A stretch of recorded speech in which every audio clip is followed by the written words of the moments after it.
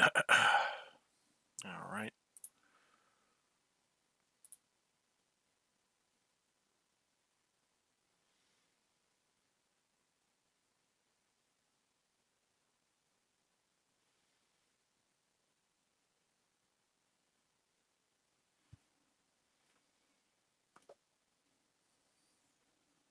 There we go. Okay. Sorry, I'm just getting set up here.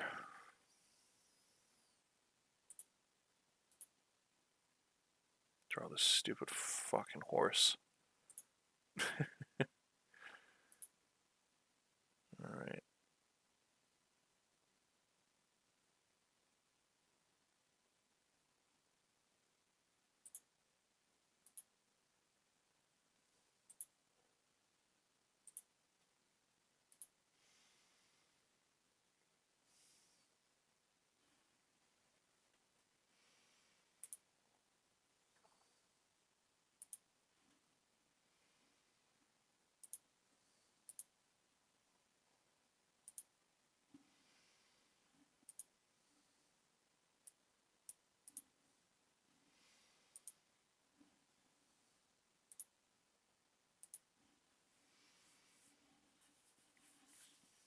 Okay. All right. Let's go ahead.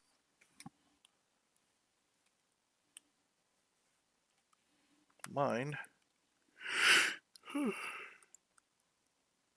has been relatively quiet, which is nice.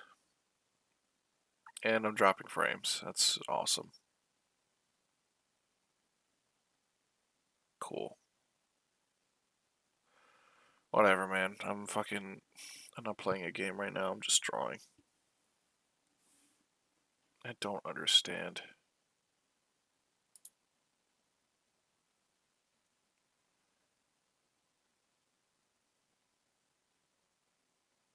It's probably because I'm multi-streaming. I was trying to fucking do something different here, but I don't think it's gonna work out. Not until I can pay for my own internet.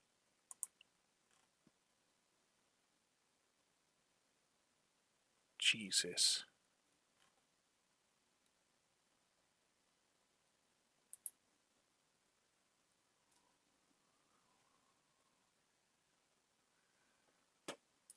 Hold on. I gotta fix a couple things.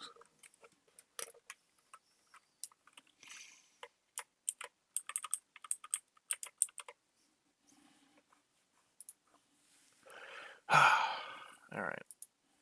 Well, we're here, sitting in the car. Want you to show me that you can get far. So, let's get to work. Let me put something on in the background. I haven't listened to this lost episode yet, so we're just gonna crank this.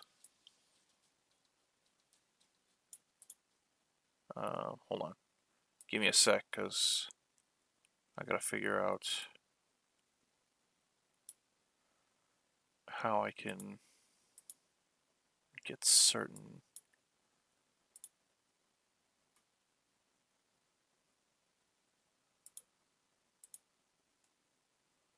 Active sources only.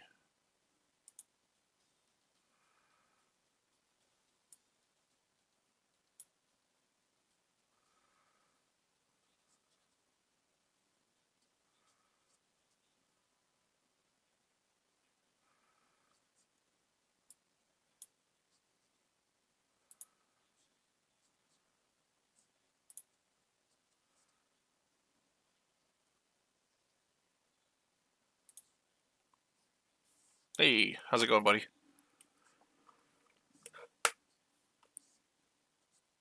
I haven't listened to this yet, so hold on. I don't think you can even hear it right now, anyway. uh, Give me a sec here.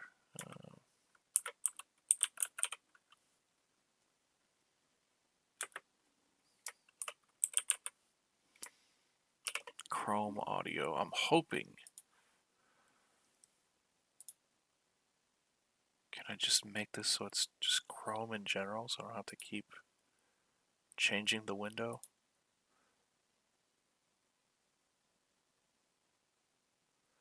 Match title, otherwise find window of same executable. Yes, there we go. Okay, that'll work. Alright, so that should be good to go. Can probably hear it now.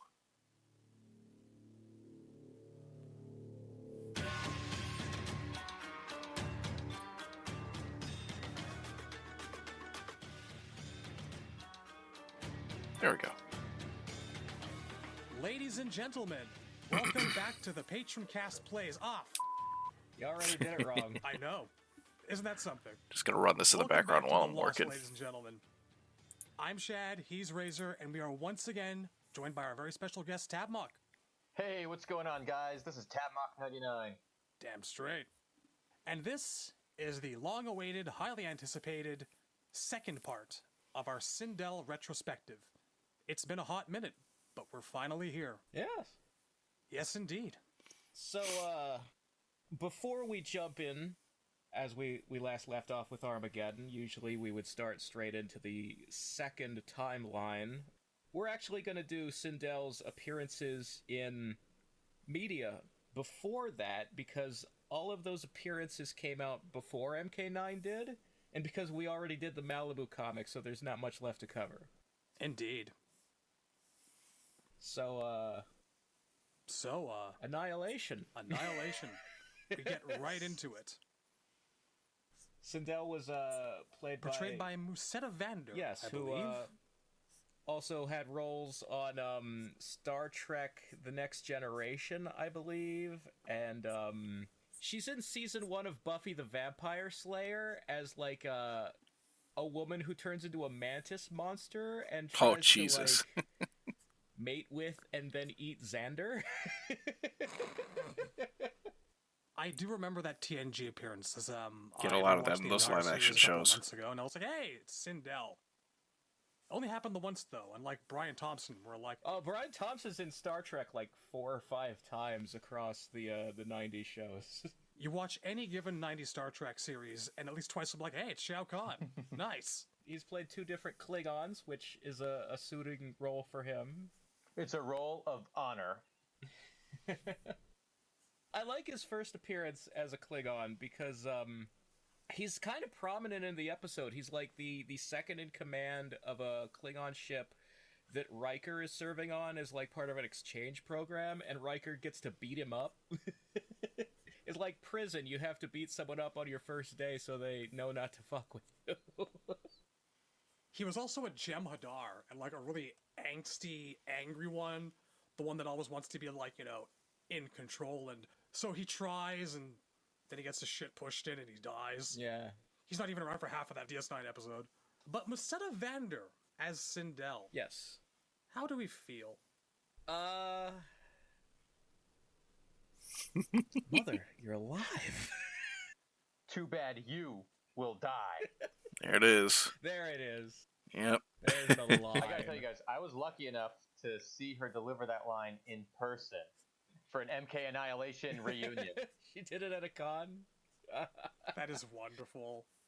So I watch a lot of like movie review channels and critics on YouTube and stuff, and I, on a fairly regular basis, see people bring up that clip as an example of the worst acting ever. Like, channels that are not Mortal Kombat fan channels.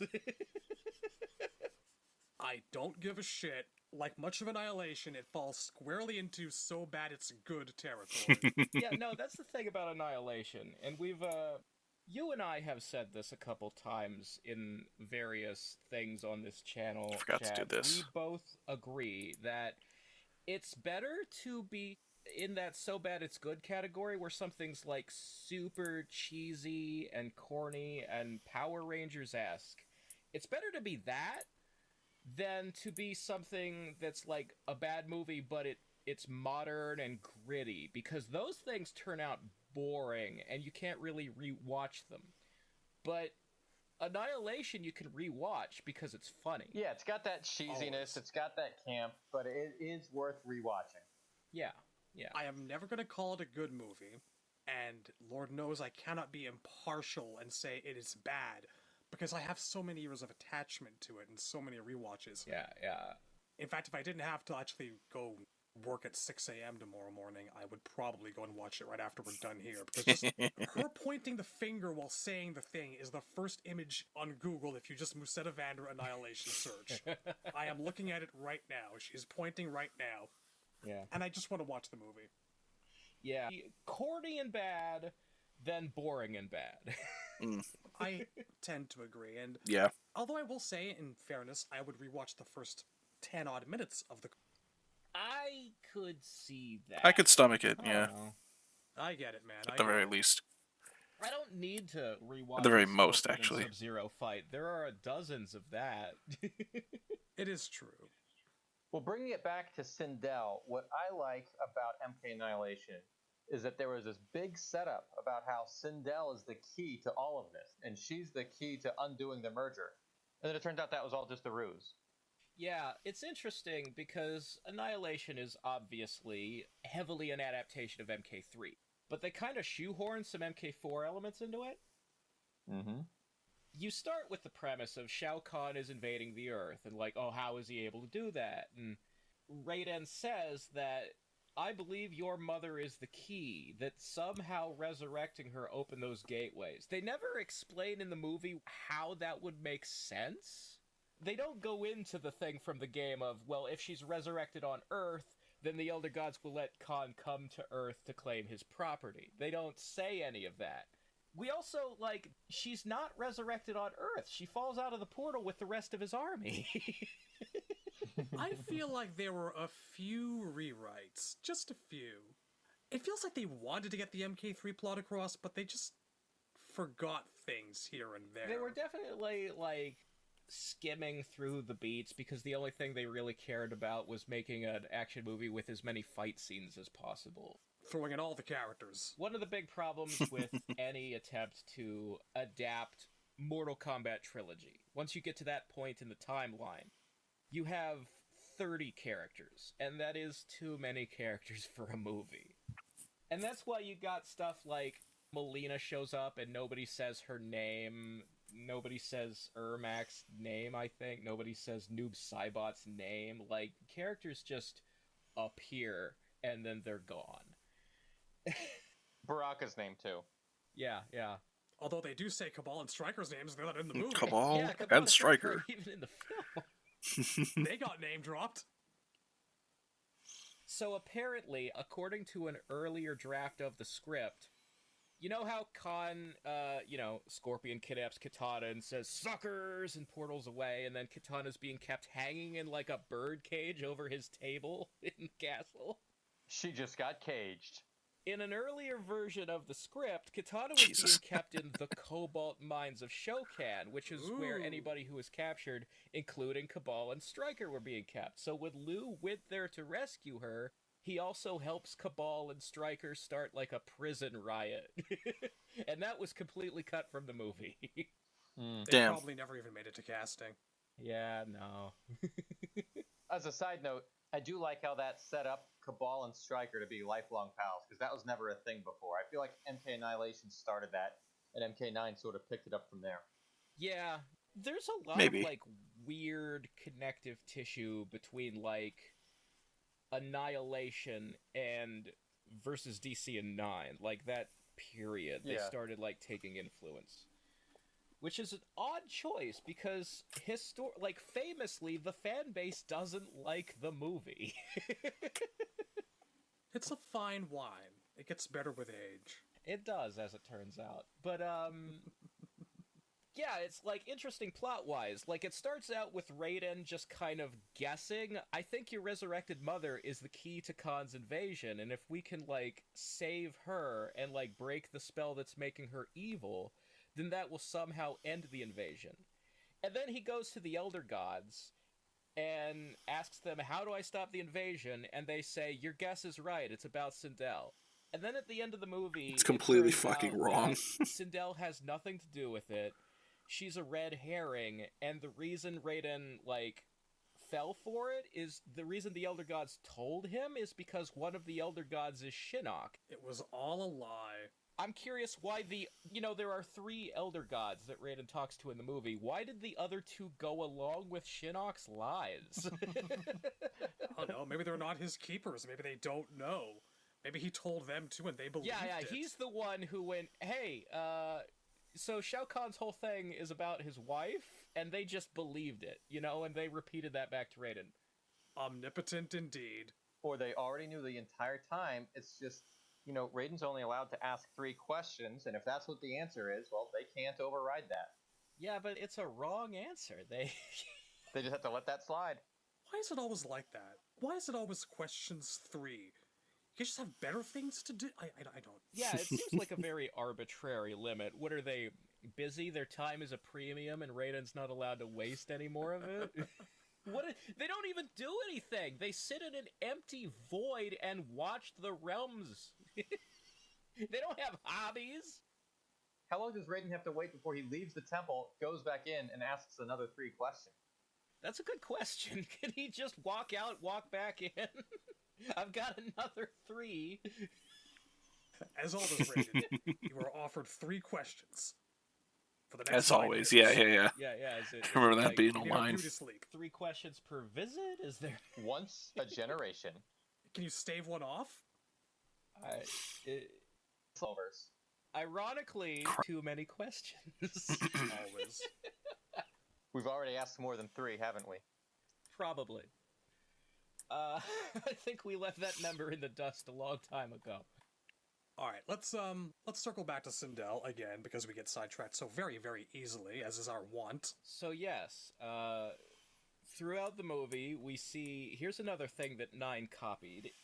Sindel starts out as the general. Well, actually, Rain starts the movie as the general.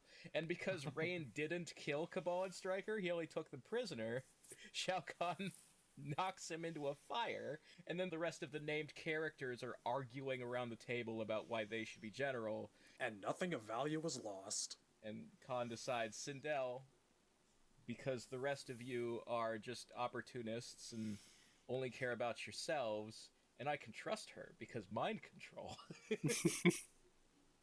But yeah, so Sindel instead of Motaro is the general in the movie, and then 9 would kill off Motaro and make Sindel the general. So I honestly wonder, the guys who wrote the 3D era, they were still there when DC and 9 were made, but they were more supervisory, and like more of the actual writing was done by like Brian Chard and Dom Chiancholo. And I wonder if Dom and Brian watched the movies as research rather than looking into the games. It might explain a few things. Yeah, it very well could. My thought about the scene in the movie was that Shao Kahn has a very informal process for the military as far as who's going to be in charge. Yeah. He does seem to often take generals out of a hat. In the games, Kano was qualified to be general. If Kano can be a general, anyone can be a general. Well, a lot of his closer guys were dead at the time in the game when he picked Kano. You make do. Like, it was immediately after Shiva, and then he had to kill Shiva. You don't want to trust Shang Tsung with that position. He's already in charge of your Wizards Guild or whatever. So back to Sindel. Following her plot in the movie, I believe she gets knocked out off-screen during a fight by Jax.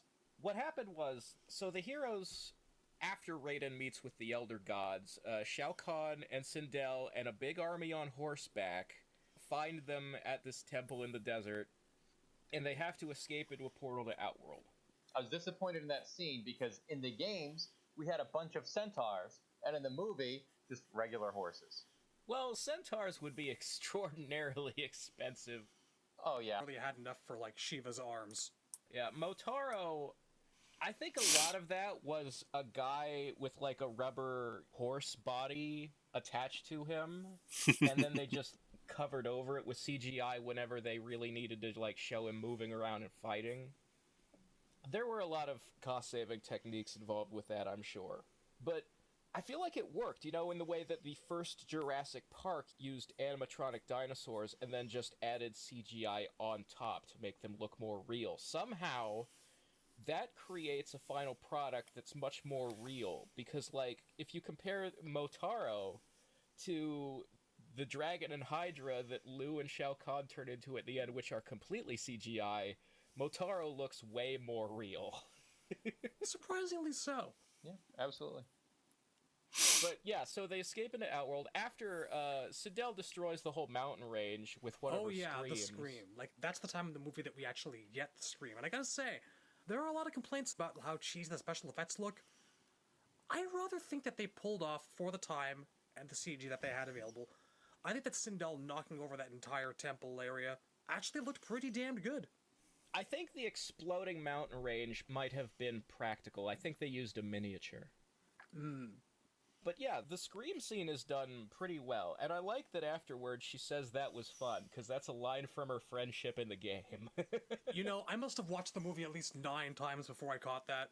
I forget completely about that weird friendship line of hers. That scene in the movie where she destroys it, that was filmed in Jordan. So maybe one day we should fly out to Jordan and see if we can check it out. Maybe they actually just destroyed the real mountain range. I don't think I need a plane ticket to the Middle East to be sure about that. That seems expensive. We've got to know. I can't even afford a ticket to Galloping Ghost to meet the MK cast whenever they do their get-togethers. Jordan's a bit out of my price range, sadly. Yeah, let's aim small and just shoot for meeting each other in the continental U.S. It's enough of a struggle these days. But yeah, so our heroes escape into Outworld, and they are immediately attacked by Sindel. Which is weird, because Sindel was just back in Earth, and they jump through a portal, and on the other side, there's Sindel. I guess Conside can make portals whenever they want. It was just very quick. What closes can also open again. Shut up. But yeah, the camera mainly follows Raiden fighting 3 raptors. 3 copies of Reptile. Which is a funny fight scene, because one of them straight up disappears. He's not defeated, he's just gone. And actor Ray Park alternates in that scene between playing Raiden and playing the raptor that Raiden is fighting. Or spin kicking along with. He's both of the guys in the fight. He's fighting himself. So the third raptor was never seen, much like Nightwolf's third test is never revealed. Yeah. I think the third test, that's another thing that was cut from the script. Robin Shou was supposed to be buried up to his neck in sand in the desert and have spiders or scorpions crawling on his head, and they didn't film it because Robin Shou said, "I'm not doing that." Yeah, it was spiders. He was not looking forward to that scene. No, that's why the third test is not in the movie. Wouldn't be covering scorpions for the good of the fan base. Saddens me. It'd be funny, yeah, because Scorpion was the cause of his problem. Scorpion's the one who kidnapped Kitana and made him, like, start doubting himself or whatever. That would have been an appropriate test. Like, as opposed to, what was the test? Get hit in the face with a hatchet and have a bad dream. And then the third test was fight Jade, but Jade's actually not part of Nightwolf's plan. She's a mole from the other side, so... We're thinking about it too hard. Technically, Liu Kang only did 1 of the 3 tests. And he had to do all 3 in order to get ready. And it Thinking just about goes it back to too what you said hard? earlier. Why is it always 3? It's the fucking script, man. What do you Magic mean? Number. Also, why did Nightwolf run off? Did Jade, like, beat him up off screen? More to the point, So the camera follows Raiden as he goes off to fight the 3 reptiles. When Raiden comes back, we find Jax holding a knocked-out Sindel by the hair, and Jade is there too. And Jax says that Jade is... something like that, yeah. Which sort of fits, because then they try to do this thing where they wake Sindel up and have Kitana talk to her. Remember your past, mother. Remember that you're under mind control, and try to break the spell, and it doesn't work. Har har har. You fools, you've been tricked. It seems like Sindel faking being unconscious because her and Jade are in on it together would make sense if that's what they meant to have happened there. But it's not even a fight. They don't lure them into a trap. They just kind of mock them, and then they both run away. They have Sindel unconscious in a room, and they all just kind of surround her on a table and wake her up. And when she wakes up and Kitana talking to her does nothing, Sindel just goes, "Haha, I'm still evil," and like whips them with her hair, Only time that happens. Doesn't look particularly great. and then starts spinning and flies away through the roof in the form of a tornado. And also, when Sindel goes, "Talking to me didn't break the spell, I'm still evil," and leaves, Jade also chooses then to reveal, "I'm faking too," and she just leaves. Like, they don't actually attack them. No, it was not a trap. It was just they What They- was Jade's plan? waste their time. Yeah, run out the clock. That's right.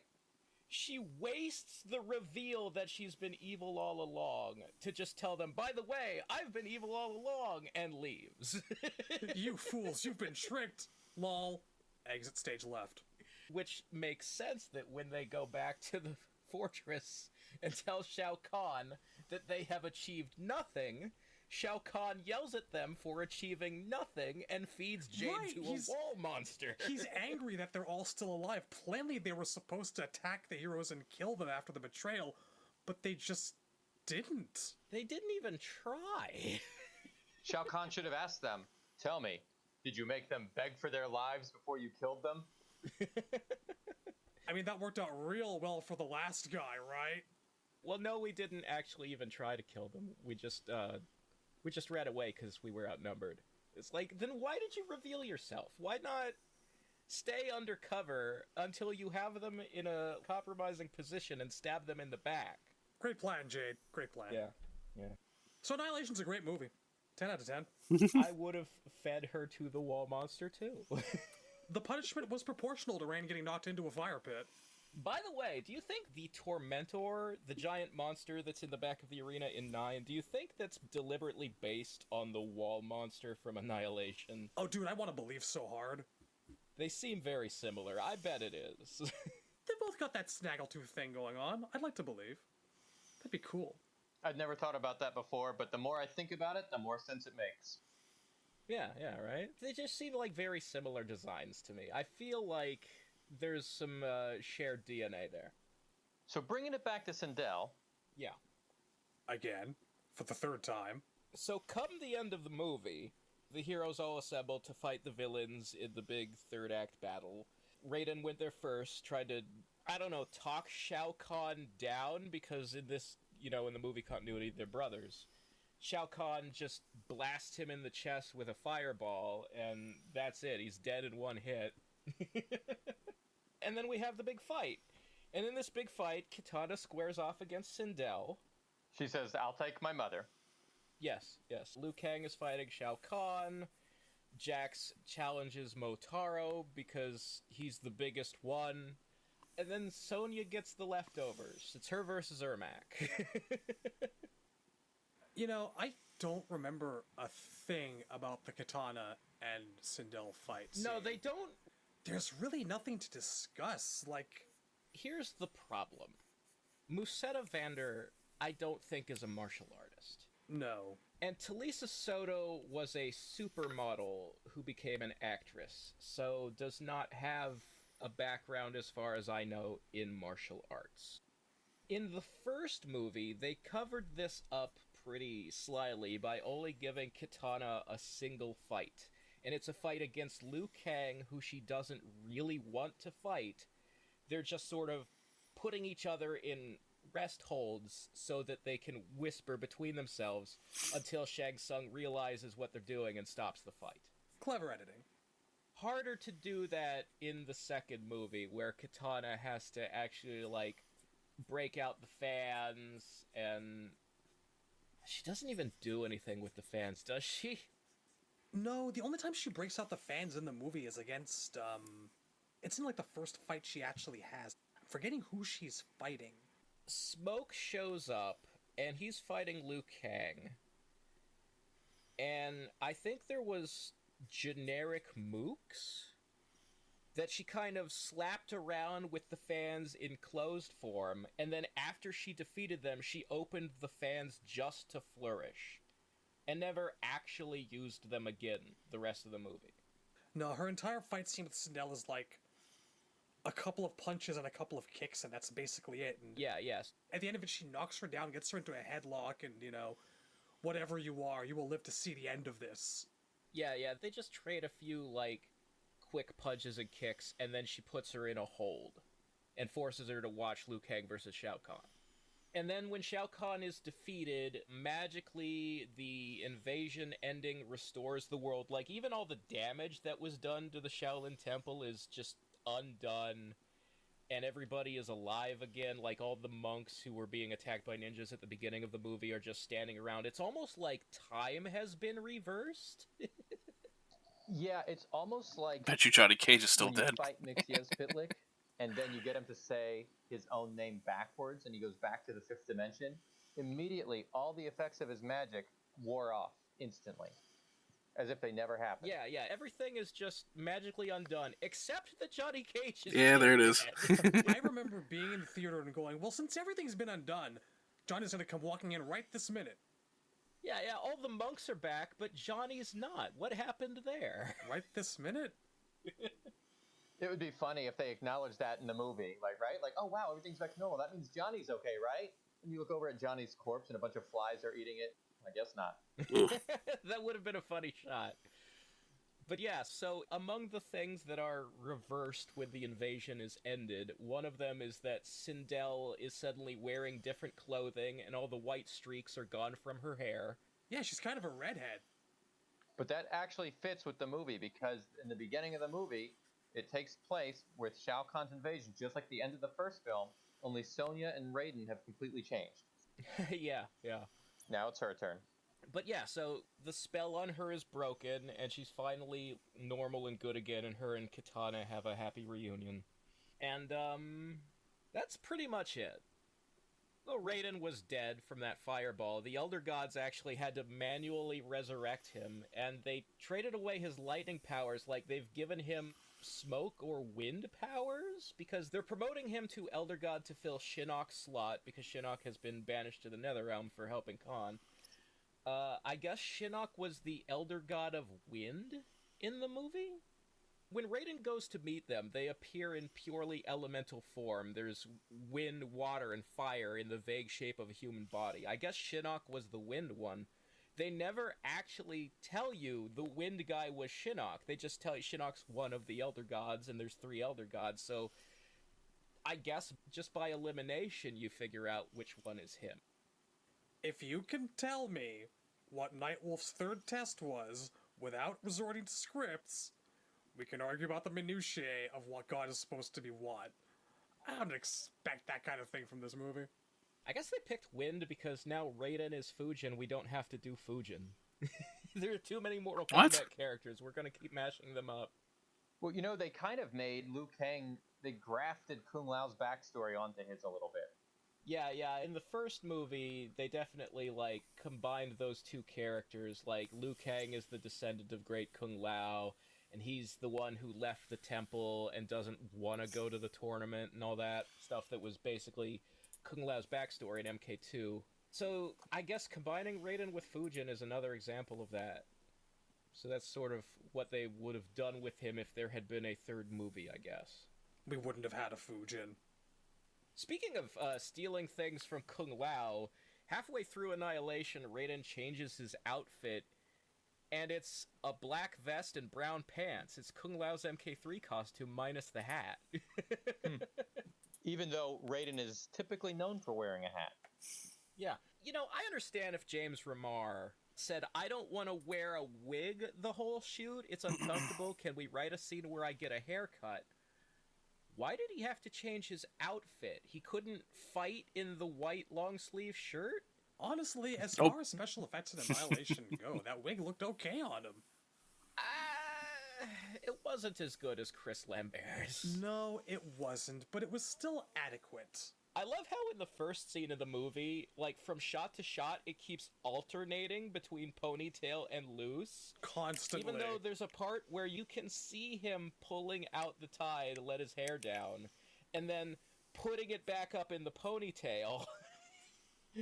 But it's still, every other shot, his hair is in a different style. There's no consistency.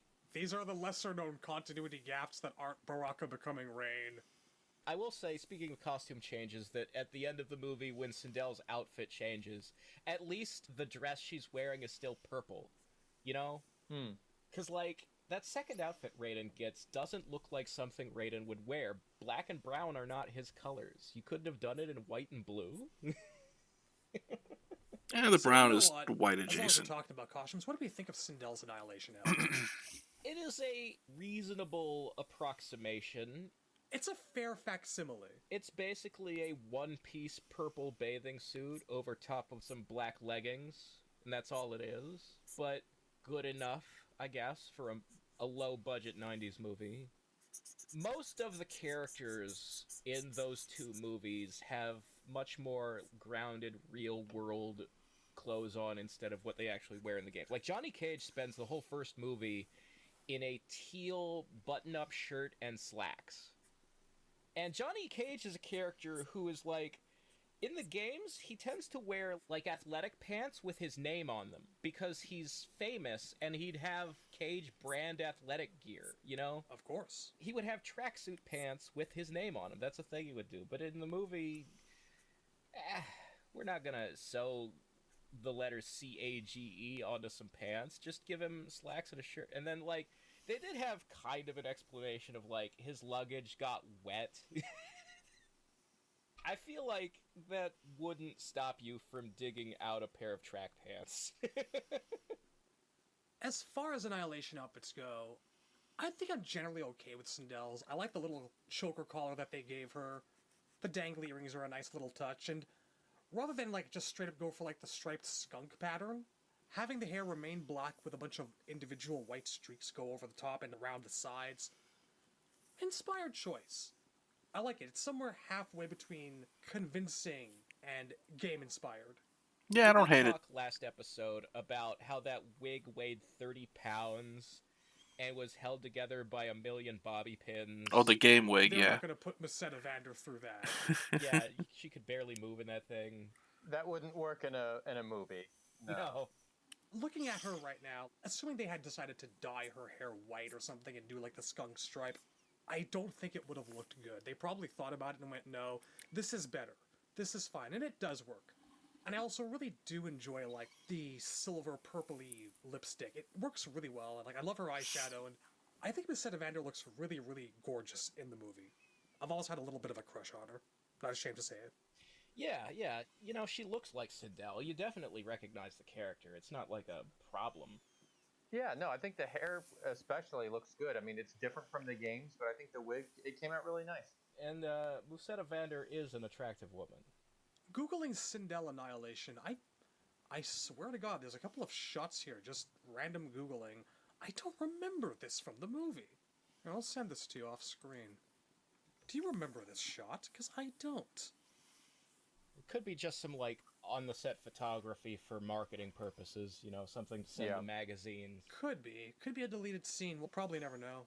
Yeah, I saw a lot of pictures like this from the first movie too. You know, there's shots of Raiden hugging Katana, which obviously never occurred in the movie. This photo that you're showing us appears to be Sindel at the Shaolin Temple, the location they shot at, and she's sticking her hands out to do, like, the spooky fingers at somebody. Yeah, she's telling someone else that they will die. Plainly. In this shot, she's wearing a cape. And I don't think she wears a cape anywhere else in the rest of the movie. Maybe when she was on horseback and screamed at the mountain. There's quite a few of these shots if you just Google Sindel Annihilation. There's a bunch of what looks like to be promo photography, and she's rocking this long black and purple cape. It's a little bit bitchin'. I don't hate it. Yeah, actually, I like her in the cape. I kind of enjoy how from Deception on... Mainly it's just in Deception and 9. I haven't really checked the MKX version of her outfit to be sure, but they added coattails to her outfit. Which is kind of like a cape, but only for your butt. Alright, well, is it all we have to say? Are we done with Annihilation? I think we covered it fairly thoroughly. By the end of the movie, Shao Kahn's defeated, and everything goes back to normal, and Sindel's good again, and yeah, that's pretty much that. We could talk about her appearance in Legacy. That is our next point. Goodbye, Meseta Vander. I'll miss you.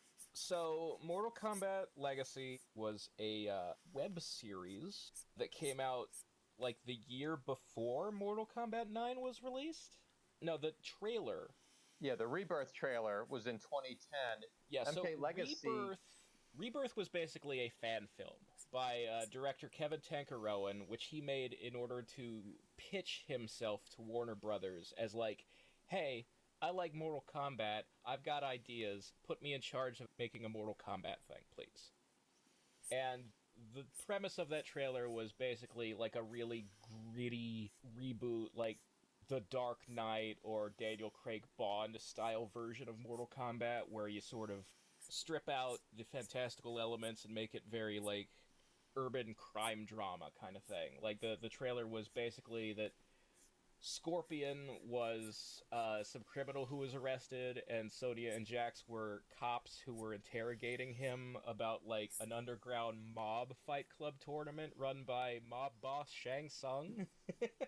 The Deacon City PD was after him. Yeah, Oh my God. why Deacon City? I don't understand why you would make up like a DC Universe style city when the real MK games just use real world locations like New York.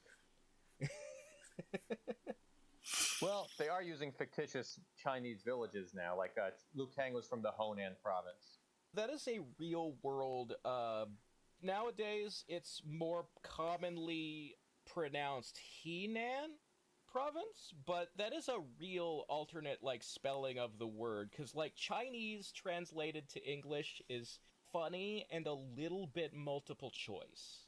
It might be them attempting to make it intentionally vague by slurring the pronunciation a little bit. Kind of like DC does Karak, you know? You know what they want to be doing, but they won't say it directly. So it Why? might be the MK Henan province, you know? In the Hey, Katari, 70s, how's it going? 80s, 90s, this was I'm just a listening real to this- pronunciation, to the that, latest the Lost. Henan, whichever you prefer province, is where the Shaolin Temple is located in IRL China.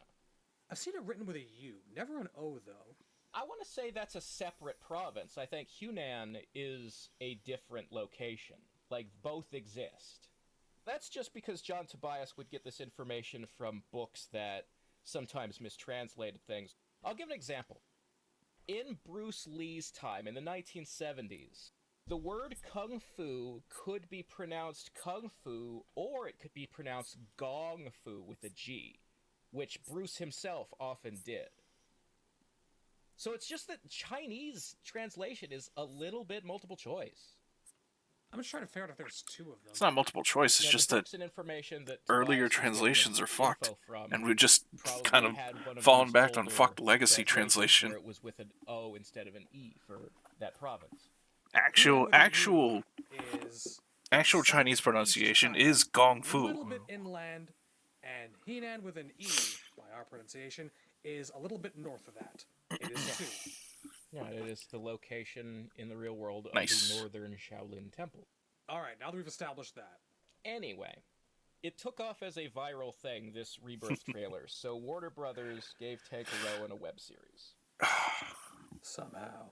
Yeah, I personally don't think particularly highly of either the Rebirth trailer or the Legacy show. It's situational and it depends on the episode. There are episodes I absolutely love and adore, and there are episodes I will never ever rewatch as long as I live.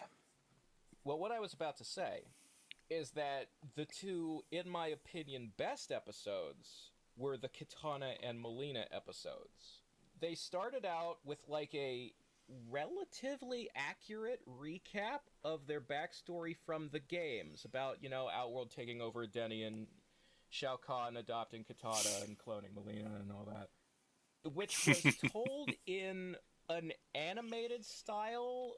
It's reminiscent of, if not the same animation studio that made O-Ren Ishii's backstory in Kill Bill 1. You know, that little anime vignette that's in the middle of the movie about Lucy Liu's character? Mm-hmm. I always compared it that way, yeah.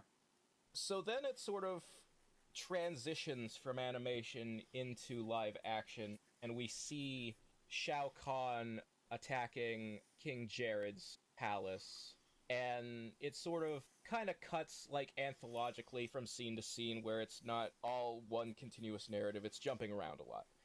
And one of the things it jumps to is Sindel committing suicide. Or as they call it there, Sindel. Oh, Jesus Christ, I forgot about that. Yeah, they pronounce her name Sindel, which, like, at this point, the Mortal Kombat franchise is 20 years old and has always had an announcer. How do you pronounce names wrong? How does that happen? It was on Can purpose. you imagine? It's just got to be people who are getting the backstory from reading Wikipedia. No, Watch a it's on match. purpose. Watch a round of MK3 and listen to the announcer. It's on How fucking purpose. hard is it? It's on The scene purpose. where Sindel's name is said, Sindel, it's being said by a narrator, who I think might be Katana's actress? Maybe the narrator isn't even a character, but it's It was definitely a because- voice. It was because Instead, if Edenia you're was made recording more like, voiceover what's it in called? audio booth, Medieval. then you Western have, like, medieval. the voice director on the other side of a sheet of glass listening to you and giving you direction. Now, that audio director's part of their job, I would assume, is to, like, correct you if you say something wrong. So they should... That person... You know, it may not be the actor's responsibility to know how the name is said, but it's definitely that voice director's responsibility. Katana. The point is, they could have done a second take. You know, they could have gotten it right. Mylena. Cabale. Scorpion. Shang Tsung. The more pertinent thing is that in the Legacy episode, when they show Sindel killing herself, they do this weird thing where the way Sindel kills 1700s, herself in the eh. web series is that she drinks a vial of poison. This poison then causes her Regardless, it soul still looked very, to like, leave her European as body opposed to, and go into baby Katana's body. you know, like, That traditional was the weirdest thing I've ever heard Yes, of. it was. Asian. The narrator presents it aesthetic. as though having a bit of Sindel within her will protect Katana. Like, it'll make sure that she's still a good person when she grows up and she won't be completely influenced by how Shao Kahn raises her. Which doesn't make a lot of sense either way. I like that explanation for how someone can grow up in Shao Kahn's outworld and still maintain a sense of decency. Like, I get that. But it just weirds me out. I mean, just think that every time Liu Kang is with Katana, he's also with her mom. Hot? Well, here's my question is, like, if you're gonna do it this way, then what's your plan if you're gonna get to, like, MK3? Did you think about the future at all? Because, like... No, they didn't. You know this. Like, is Shao Kahn going to somehow find out Sindel's soul is in there and remove it in order to resurrect Sindel? Or is he gonna resurrect Sindel as a mindless zombie, and when Katana and her reunite, that's how Sindel will be saved? Her soul will, like, leave Katana and go back to her own body? What was the plan? That took you 10 seconds. There we go. Yeah, I guess that's what... Fuck it, we'll do it live. Guess that's what you would do.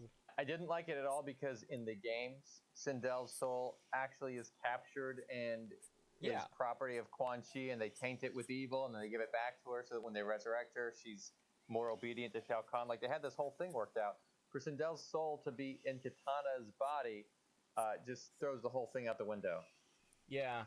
You guys are absolutely right. It doesn't make a lot of sense, but I try to be positive about some things, and I like what this says about Sindel's soul, implying that it gives Katana maybe not just protection, but implying that it might be responsible for her being a bit better than your average Shao Kahn assassin or whatnot, you know? Shang was A bit bald of in her that web mom's thing. Oh, yeah. influence. It's a nice thing to consider. They brought Carrie back and he I was think just the series has fucking done much no worse hair. Things like that rated nonsense in the insane asylum.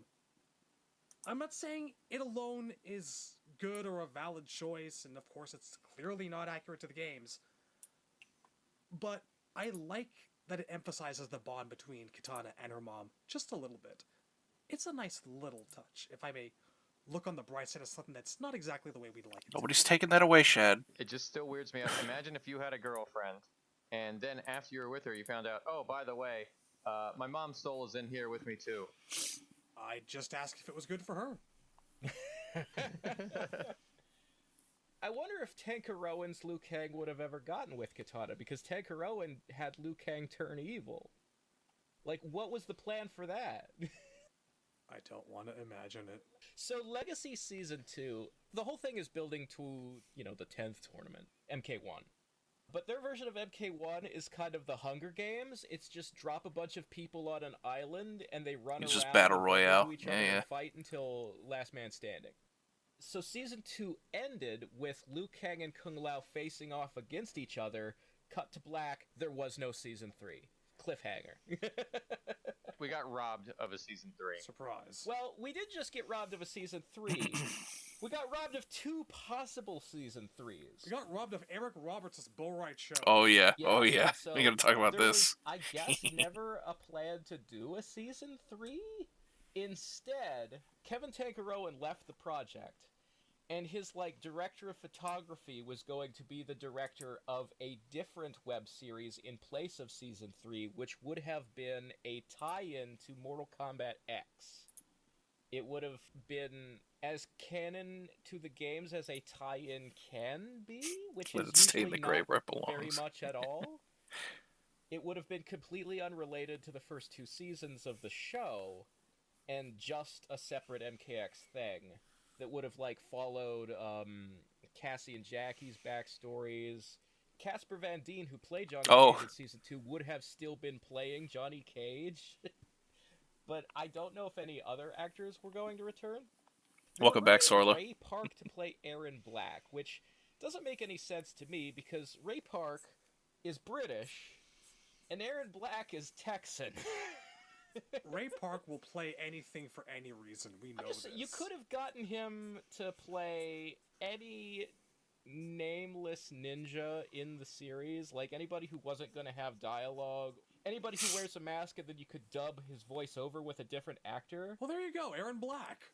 You can see plenty of people who are British who play American accents. You could have dubbed over Ray Park. They did it in Phantom Menace. That wasn't Ray Park talking. I'm pretty sure the current Superman is European too. Has a pretty heavy, natural European accent. Wasn't wearing a mask.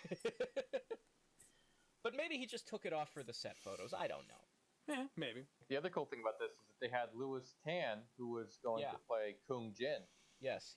We saw some unfinished footage did leak out there. It included... Never guessed combos like Jackson, Jimmy Olsen, Farrah Bo Raicho, and Sal Maroni. Yeah. In Earthrealm, for some reason. I don't think I've ever seen this. Oh, you missed out. Yeah, Farrah was clearly an adult woman in this. You can see in the footage, the special effects have not been added yet because it's, still early pre-production footage, but you can see where Johnny was going to do a shadow kick because he hits the pose and there's green lights. Johnny also visits Shang Tsung in a prison. Yeah, for some reason, they were going to do a Hannibal Lecter in Silence of the Lambs thing where he's getting intel from a captured Shang Tsung. Which is weird, because if it's an MKX tie-in thing, Shang Tsung's supposed to be dead. They also had some generic military footage of Cassie and Jackie raiding someplace. And then they had the big thing, the footage that most of us have seen and enjoyed, is Louis Tan playing Kung Jin. He's on the road traveling to the Shaolin Temple, and he bumps into Eric Roberts playing a disheveled, homeless, drunk type guy on the road. Very Christopher Lambert Raiden-esque character. And Eric Roberts beats Kung Jin up and gives him some advice. This way up the road is the way to the Shaolin Temple, and I will be training you there because I'm Bo Ray Cho. That's how he pronounces his name. Bo Ray Cho. Bo Ray Cho. Reptile. Johnny Kage. By the way, if you've ever seen Eric Roberts, you know that he doesn't look like Bo Rai Cho. He has short gray hair and no beard, and he's a white guy. It's a very white-looking guy. Not wearing a wig or a fake beard. He just looked like Eric Roberts in this footage. Isn't it wonderful how all these live-action series just kind of devolve into becoming product placement for upcoming games? Same fucking thing happened to the Street Fighter series. Remember that? Remember that it was going to be good? Then it just turned into Street Fighter 5 fucking promo? Yeah, I remember that. I love it. It's great. It's great how this happens again and again. I love it. But yeah, so Eric Roberts would have been great if that role was Raiden, but because he's supposed to be Bo Raicho, he doesn't fit at all. That always amused me. Anyway. Right, so getting back to the actual Sindel part of it, I don't think she had like a single line of dialogue in the whole thing. No, she didn't. She was there to wear a pretty dress, kiss a baby, and drink poison. Yeah, the scene where she fucking kills love herself Bo is Rachel. her only scene in the whole thing. She is played by Beatrice King, who we would not really know from anything. I don't think any of us have watched Loudermilk, The 100, The Christmas Waltz. The one thing we've seen that we would know that she's in is that she was a waitress in X-Men Origins Wolverine. Yeah, all of these credits on her IMDb are, unnamed woman, Asian lady. They're all like a single episode bit part, some extra in the background of a thing. Ooh. She is a lead extra type of actress. Yeah. She's never actually, done anything famous outside of playing Sindel in a single scene where Sindel killed herself. But you know what's cool? She's Canadian. Yeah! Congratulations. Take Congrats. what I can get, man. I don't get much.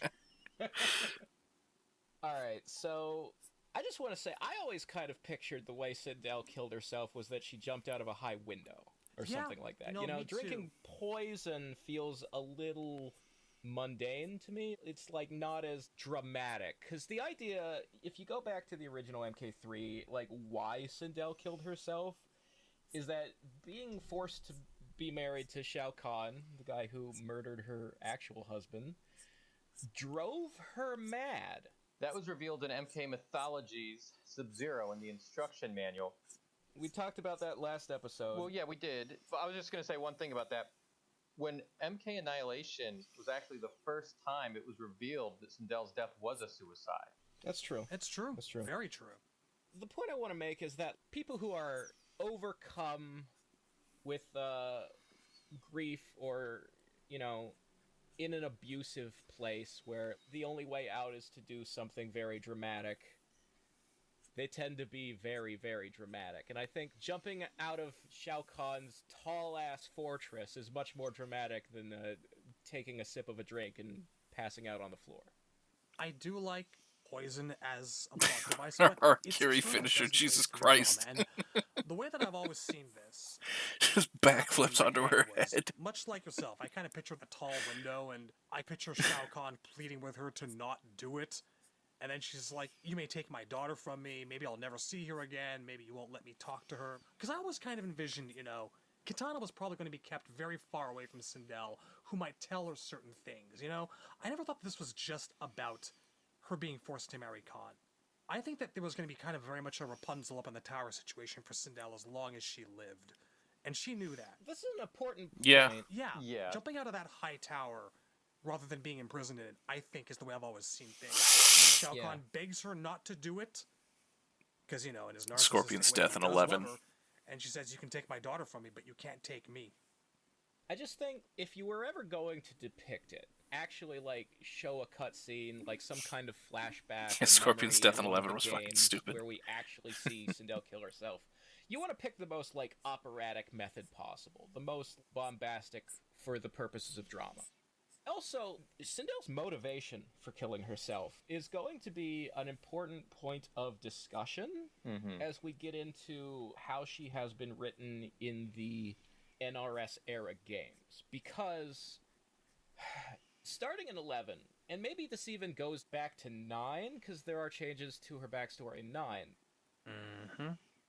When we start getting into the games where Dominic Cianciolo has an influence as a writer, Oh boy, here when we go. asked why he changed Sindel's backstory, Dom has said on Twitter that it's always bothered him that Sindel committed suicide because he felt that portraying her as a heroic character afterward would be problematic. Because in his opinion, killing yourself when you have a child is abandoning that child. Particularly abandoning Kitana to be raised by someone who she knows is a monster makes her a bad person in his eyes. And so he's tried to write around that by either making Sindel outright a bad person or changing the circumstances of her death in various things. I wouldn't say he tried to write around it. I mean, we got an entire 5-minute sequence where, like, you have Fujin going on about, oh, these monks killed themselves because Shang died. What terrible people. What a terrible thing to do. He goes out of his way to tell you how bad suicide is. They do directly address it on screen in 11. There's a scene between Katana and Sindel where Katana cries, "How could you leave me like that?" And Sindel explains, Quan Chi retcon murdered in me or that some shit, game yeah. that she didn't commit suicide. Quan Chi killed her and made it look like a suicide. Christ. But Jesus. the point being that Dominic Cianciolo has a preachy soapbox opinion about this topic, and I don't think that's appropriate. Like, Dom did not invent the character Sindel, and I don't necessarily believe that someone who is working on other people's characters, who has come in to do adaptation work, necessarily has the right to make those kinds of big sweeping changes. Especially not if it's based on your personal morals. I don't think that they have a place in this kind of fiction. You should keep your own personal politics out of your work if you're not the creator of the work. That's just how I feel. I can understand an urge to put your personal beliefs, if not your politics, into your work. Because you can only really write how you ultimately feel. It's a very hard thing to step into someone else's shoes and write something Yeah, and there are... opposite. But you can do it. I But don't want to say that entertainment should never be political, because there are many, many works out there that I enjoy that are explicitly political. You know, when Alan Moore was writing Watchmen, he certainly didn't avoid putting his personal politics into the story. I just don't think those characters belong. Here's the thing about it, is that it's not his story. He's there to retell something that was already told in the Yeah, here's the thing about it, is that it is selfish. It is, like, you know, personally not great that she would have left her to Shao Kahn, but that's just part of the character, man. That's part of the tragedy. She couldn't take it anymore, and to do what was done and completely change everything about the character just to avoid that is robbing the character of essential flaws that make the character what it is. You're essentially making a completely different character at that point, which is exactly the argument here. Yeah, the flaws, no matter how bad they are, they help make the character. 90s before he got there. But, we should get into 9. We've covered Sindel's appearances in media. we are not getting all the way through MK12 tonight. We are just not. This is 2 recording sessions. Oh boy. 1 hour into this, and we just now are getting to the actual game. I thought this I was didn't gonna know take that. a half an hour at max to cover the movie and TV stuff. How far into this are we? Whenever you're estimating anything, About an we hour. do, multiply it 2 by hours total. 1.5. I'm sorry, Tablock. I really am. You can't shut up. No, it's all good. All good. All right, MK9 time. Yes. When Sindel is introduced into the narrative at the beginning of the last third of it, which makes sense because that's the part that's adapting MK3, Mm-hmm. the way it plays out at first is that Shao Kahn has been defeated at the end of MK2. Liu Kang put his fist through him, and his generals thought he was dead. But then him and Quan Chi walk in the room, and he says, "Oh, Quan Chi just used his magic to heal the giant hole straight through my body. It's fine." And then... He missed my other heart. Like a Klingon. Does he just do that? So then Quan Chi offers, "Hey, I know that the tournament situation failed, but you can still invade Earthrealm. It's not too late. Just take it. Just ignore the Elder Gods and take it. They won't do anything. They never do anything." Oh, God. Here we go. And Shao Kahn is like, "Are you fucking with me? There's a force field. I can't go to Earthrealm." But that's what they want you to believe. Yeah, so... It's not really them. According to Quan Chi in MK9, the force field that's there was not put there by the Elder Gods. The Elder Gods, in fact, never do What didn't I know? anything. The force field was created by... I'm not sure. Hold on. Let's go back. Here we go. And Shao Kahn is like, "Are you the Elder Gods?" Oh, no. And they're I don't think I said I didn't know supposed that. to do that. I'm not sure. So then Quan Anyway. Chi offers, "Hey, I know that the tournament situation failed, but you can still invade Earthrealm. It's not too late. Just take it. Just ignore the Elder Gods and take it. They won't do anything. They never do anything." Oh god. Here we go. And Shao Kahn is like, "Are you fucking with me? There's a force field. I can't go to Earthrealm." But that's what they want you to believe. Yeah, so It's not really them. according to Quan Chi in MK9, the force field that's there was not put there by the Elder Gods. The Elder Gods, in fact, never do anything. The force field was created by Sindel when she killed herself. She went to Earthrealm in this timeline. She went to Earthrealm and sacrificed her life as the fuel to cast a spell that would put a force field over the realm of Earth. Now, that's not just Quan Chi talking out of his ass. That's That's apparently what really happened according to this game. Yeah, that's what's in her bio. God. Which raises the question, so if Shao Kahn was to win the 10th tournament, he still wouldn't be able to take Earth? Or would the Elder Gods drop Sindel's force field for him? Did they know about the force field? You see, lore is like a house of cards. Yeah. When you change one thing, one little thing, They never think about the butterfly effect of their retcons. They never consider... it doesn't make sense. Then you have these questions like what actually happens if Shao Kahn wins? Yeah. That's the whole point of the Elder Gods creating that force field that Khan's supposed to bounce off. They take it down. They take it down if he wins. Those are the rules. Yeah, the Elder Gods aren't supposed to be all talk, no action. They're supposed to be sticklers for the rules, and they actually will enforce them. But, see, that's the problem. Now there's, like, the wider pop culture image of the Elder Gods in Mortal Kombat is that they're useless. Mhm. Which feeds back into the storytelling in the games, where now whenever the Elder Gods are depicted, they're worse and worse, or they're just killed off, or they're made irrelevant. Well, it's weird because at the end of MK9, they actually did come and kill Shao Kahn. There were consequences for his actions. Yes, they did in fact act at the end of MK9, but they acted Yeah. too late. Like, there's a weird scene when Raiden and Liu Kang go to talk to them, where they say that they won't stop Khan's invasion yet, because invading isn't actually against the rules. Only merging the realms is against the rules, which implies that the realms haven't started to merge yet. But by the time this scene is happening, there are already Outworld buildings in the stages. The merger has clearly visually already started, which makes them look stupid. We're only just discussing MK9, and already we have one Sindel retcon that does not make sense.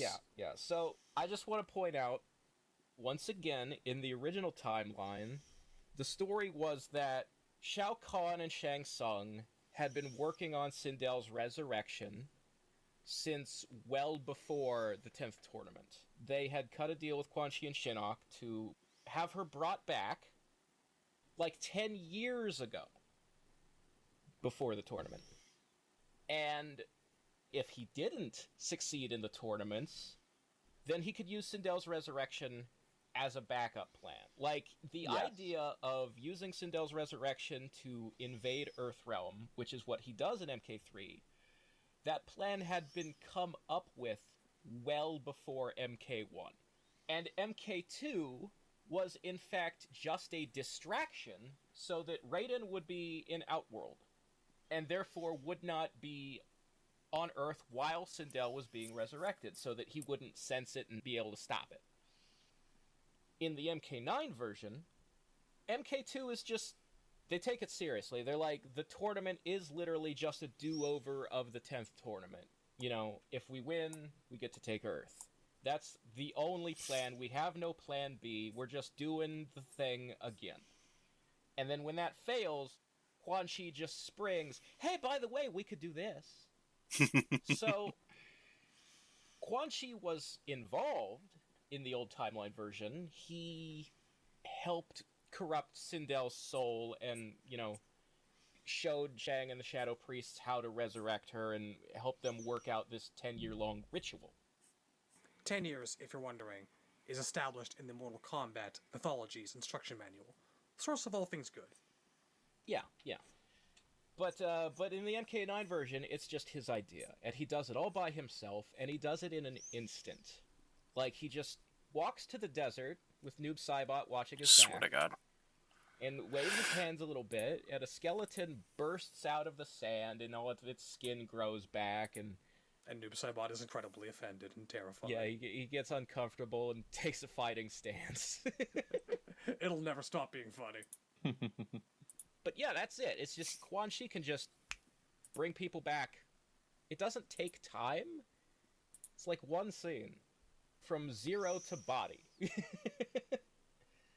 Which raises a lot of questions. Like, so, when they resurrect her in the old timeline, when she killed herself, Shao Kahn stole her soul so that she couldn't get away from him. And then he gave that soul to Shinnok and Quan Chi so that they could, taint it with their Netherrealm evil. And that's how her mind control worked in the old timeline. Her soul was just, it absorbed evil from the Netherrealm. And that's why Kitana telling her, hey, get your memories back. This isn't you. This isn't how it's supposed to be. Remember that you don't like Shao Kahn. Remember that he killed your real husband. All you have to do is, remember, wait, what I'm doing right now doesn't make sense. And that, the logic of it would break the evil. In MK9, we never see that. Yeah, and in the MK9 version, so Quan Chi can't really steal souls. He can only bring people back if their soul is in the Netherrealm already. Like, Shao Kahn gave him Sindel's soul so they could take it to the Netherrealm. Other people Quan Chi has ever resurrected, they were all people who died and their souls went to hell. He can't steal souls. He can only bring people back if those people are in hell when they die. They're already dead. This is very what important. MK Deadly Alliance goes out of its way to illustrate that Shang Tsung is Yeah. the one who is good with stealing souls and soul transplantation and soul magic. Quan Chi is the guy that opens portals and deals in straightforward necromancy. We've talked about this many times. The plot of Deadly Alliance only makes sense if Quan Chi can't steal souls, because that's why he needs Shang. That's the only reason their partnership works, is that each of them needs something from the other. That's right. Each of them have a slightly different skill set when it comes to their sorcery. Shang Tsung has mastery over soul stealing. Quan Chi does not. So in 9, when Quan Chi brings Sindel back, where did he get her soul from? Was it just in the atmosphere? It's just part of that force field that keeps Khan out? He just sucked it out of the air? She Yes. is the force field. Gasp. Just to remind people, here's the text from Mythologies. When Khan defeated a realm called Edenia and transformed it into Outworld, he also acquired that realm's queen, Sindel, but the thought of serving under Shao Kahn drove her to madness, and she took her own life. Enraged by this event, Shao Kahn withheld her soul from moving to a higher existence. Instead, he held it as his own prized possession, a token of his victory over Edenia's former king Jared, and a constant reminder of his power to Queen Sindel's daughter, the Princess Kitana. These events enabled Shang Tsung to strike a bargain with Quan Chi. If Shinnok would take Sindel's soul, taint it with evil, and reincarnate it on Earth, Shao Kahn could step through the dimensional gates separating the two realms and reclaim his queen, thus enabling him to overtake the Earth and bar Raiden and the Elder Gods from intervening, an event that would take over a decade to accomplish. There's an interesting line in there that we don't really think about. It's the part where it says that when he kept Sindel's soul, he used it as a constant reminder of his power to Kitana.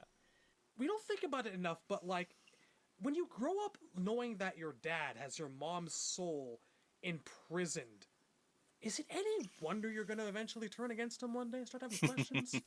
How did that He play found a out? reboot How do card. you use that in a conversation? It's like, don't backsass me, young lady. You want to end up in a jar like your mom? Put over to a soul cage. Ah! Yes, Dad. And it's kind of funny because in a lot of the continuities, Kitana herself is sort of brainwashed, right? Like Sindel, Kitana, they both have gone through that whole thing where Shao Kahn can't really convince them or persuade them to do his bidding, so he has to use sorcery to kind of mind wipe them. We Alternate only continuities. really see that be the case in Shaolin monks. Yeah.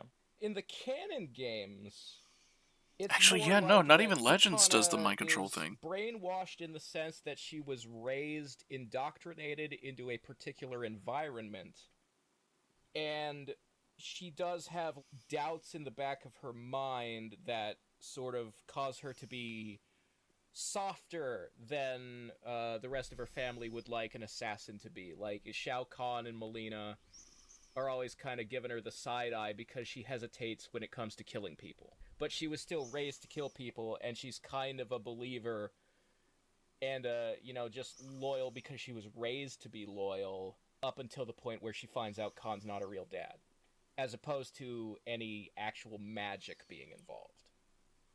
At least that's how it's portrayed in, like, Mortal Kombat 2 and 9. Like, the times when we actually see Kitana while she's serving under Khan. She's only mind-controlled pretty much until... Holding Sindel's soul in And a the jar Malibu like Khan. Carl Weezer. Oh, Yeah. God. And in Malibu's case, it's just that her memories have been erased. With an amnesia beam. As opposed to, like, Sindel's under a spell to make her follow orders. Kitana's not under a spell to make her follow orders, or to force her to be evil. She's just... Anytime she finds out the truth, Khan wipes those memories, and she goes back to believing he's her dad. Right, no, exactly.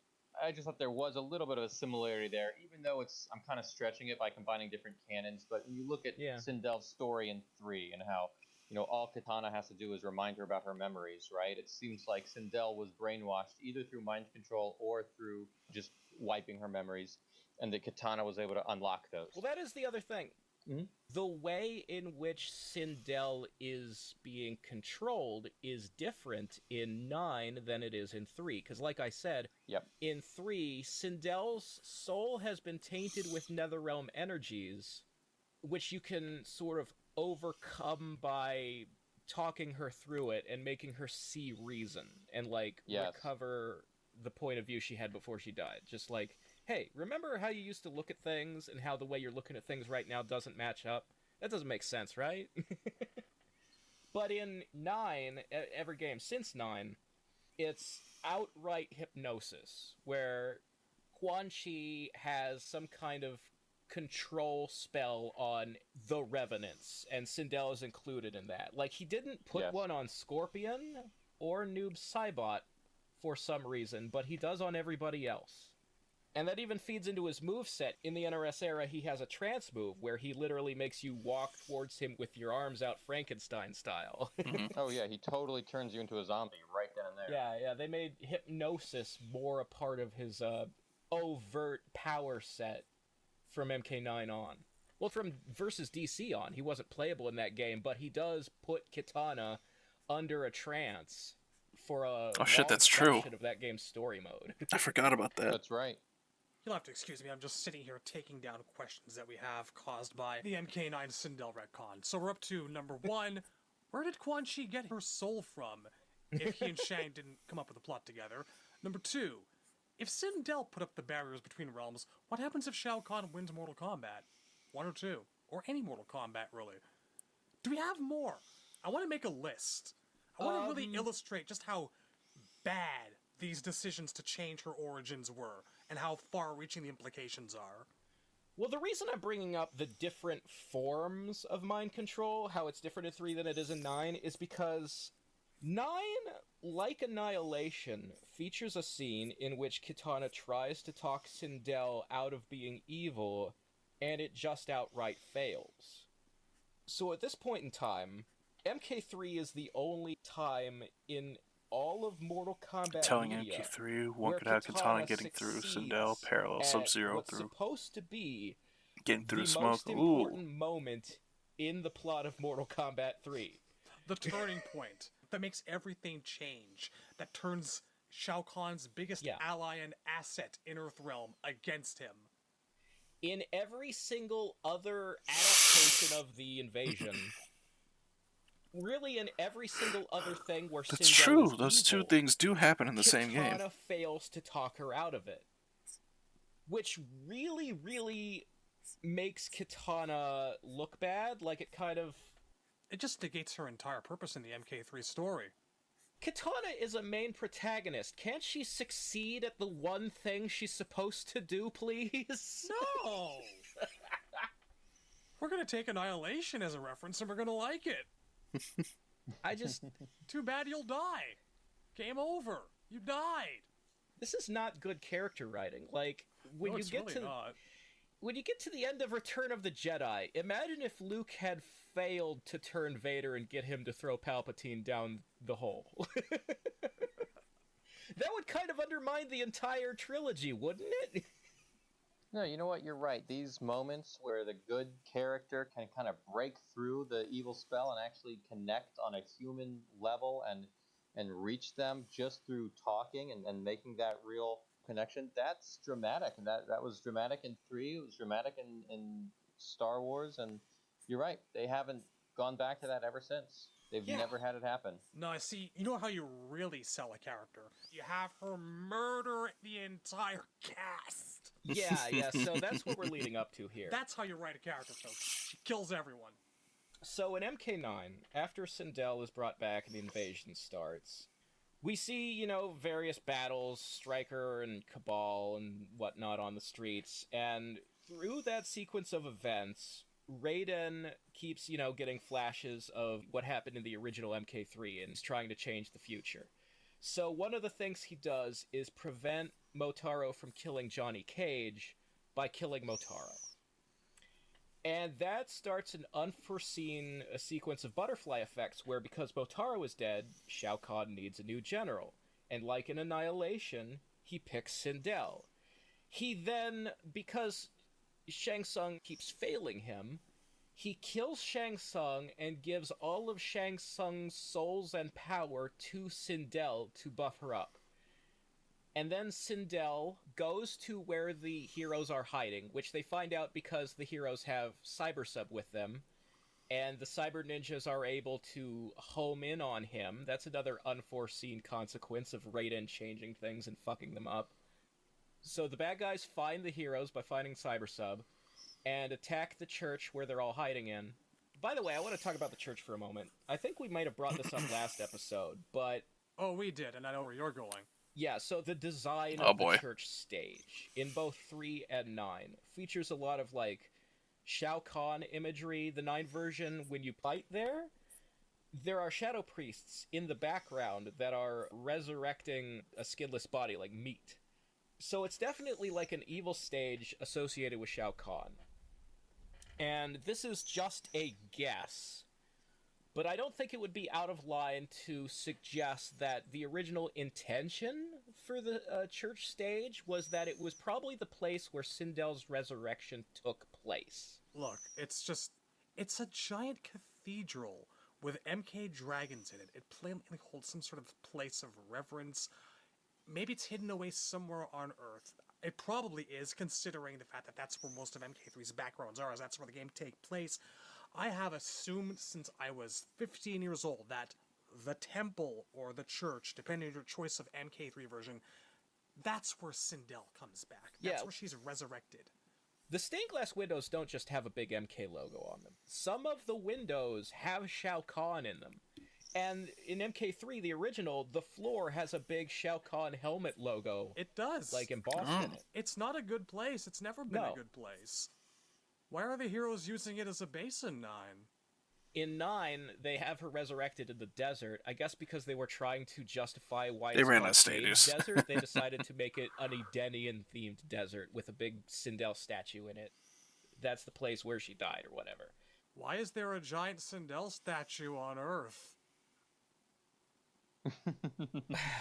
I don't know. Maybe some ancient culture found out about this queen who protected the realm and built a statue to. I don't know. It's stupid. It doesn't. There's no explanation. I'm going to recite all of these questions once we're done in a Mr. Plinkett voice, and you can't fucking stop me. Go ahead. But yeah, why is there a Sindel statue in this Earthrealm desert? For that question, I'll field that one. Sindel was raised in the desert, and the church is where the good guys are hiding out. The church where the good guys are hiding out, even in story mode, when you fight there are shadow priests raising zombies in the background. It's not a good place. No. You know, I always figured that when Shao Kahn does his She had invasion, fans from right, Earthrealm, Shao Kahn's obviously. merging the realms, Yeah. that desert was part of Outworld, but now it's part of Earth has its own deserts too. So now they're merging into one, and part of the deserts have merged. So an Edenian statue just showed up in Earth as a result of the merger. That's how I always figured it. Well, the invasion doesn't start until right after Sindel is resurrected, so the statue was already there. Well, then that's a big problem. Yeah.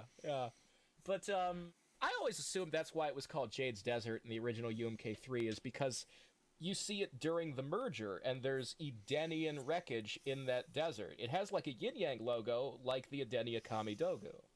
But that's the original UMK3. 9, no explanation for anything. So in the original MK3, the heroes hid out at Nightwolf's reservation. But because they never made a stage for the reservation, there's no stage to remake in 9.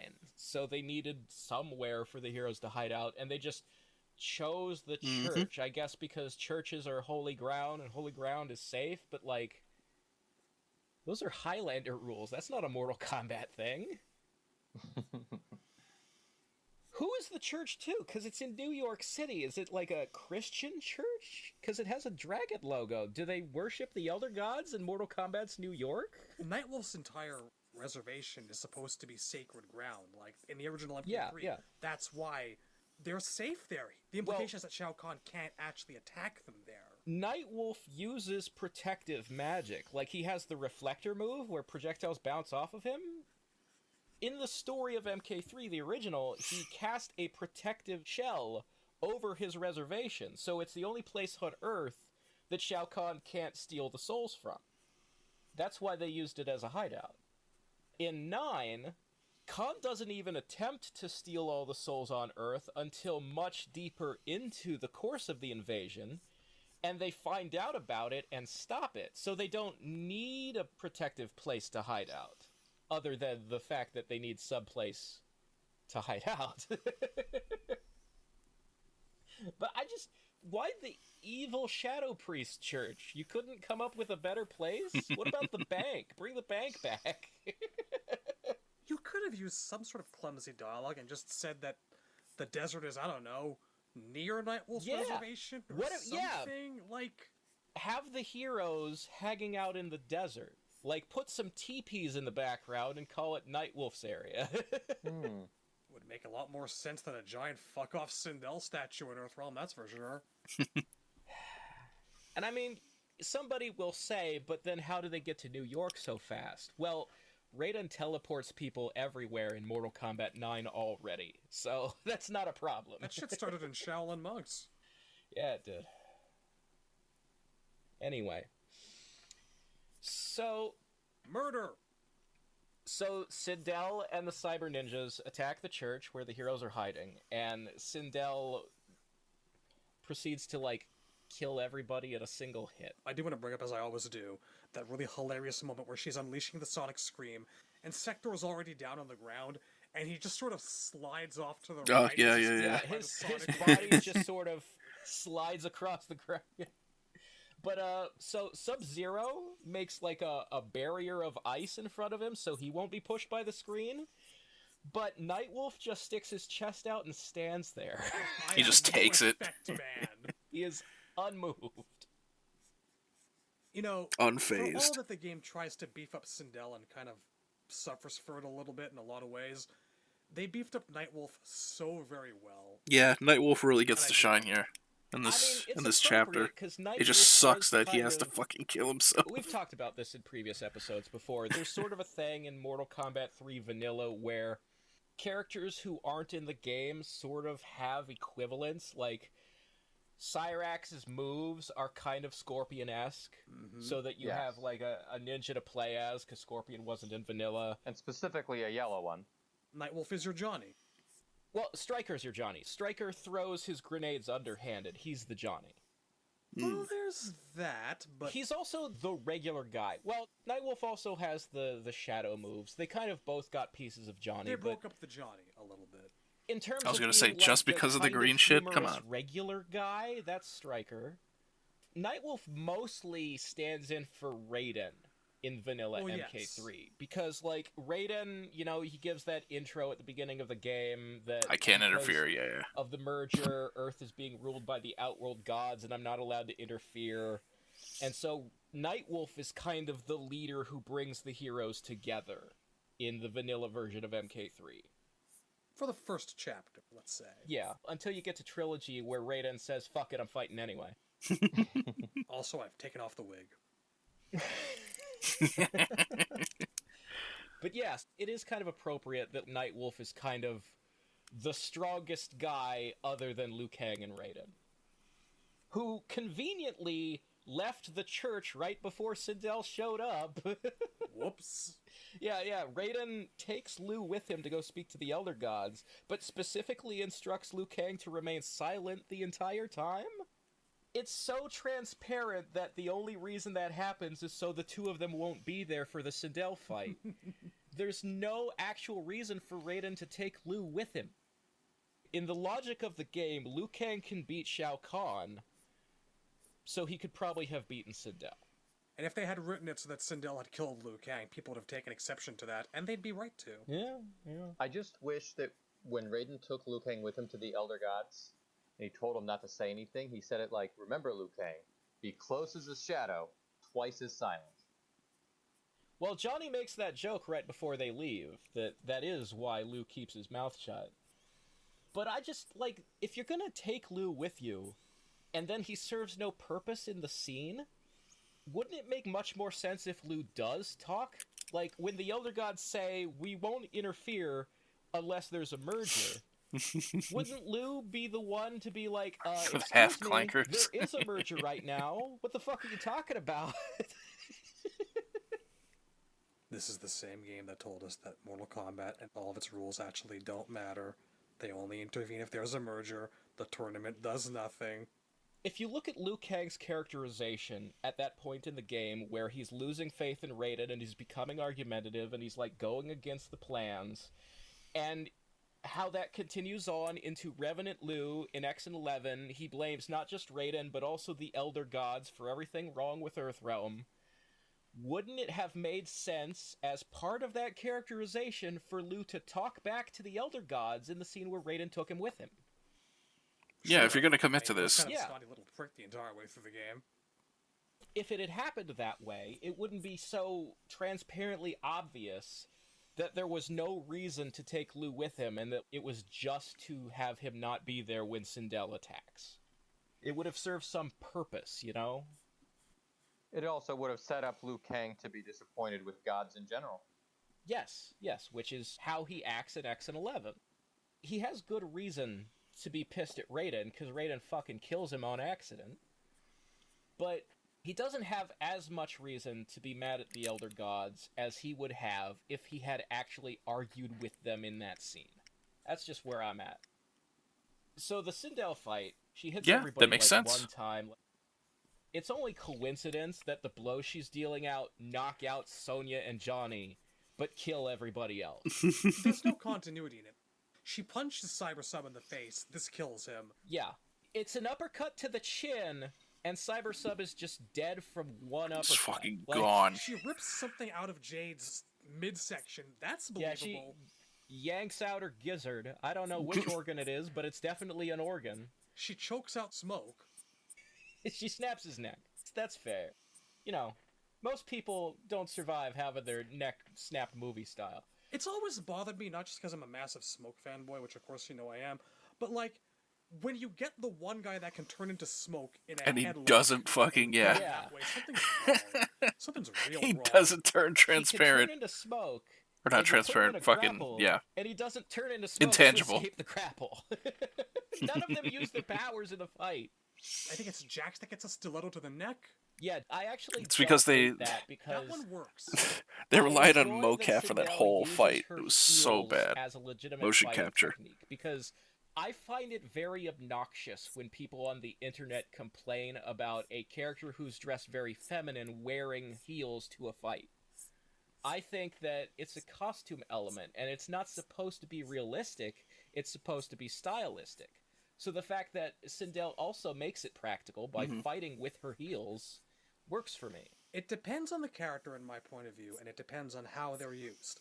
If you have someone who can fly, I don't give a shit if they're wearing stilettos. Yeah, it's definitely like a character trait thing. Sonya should not have been wearing heels in MK9.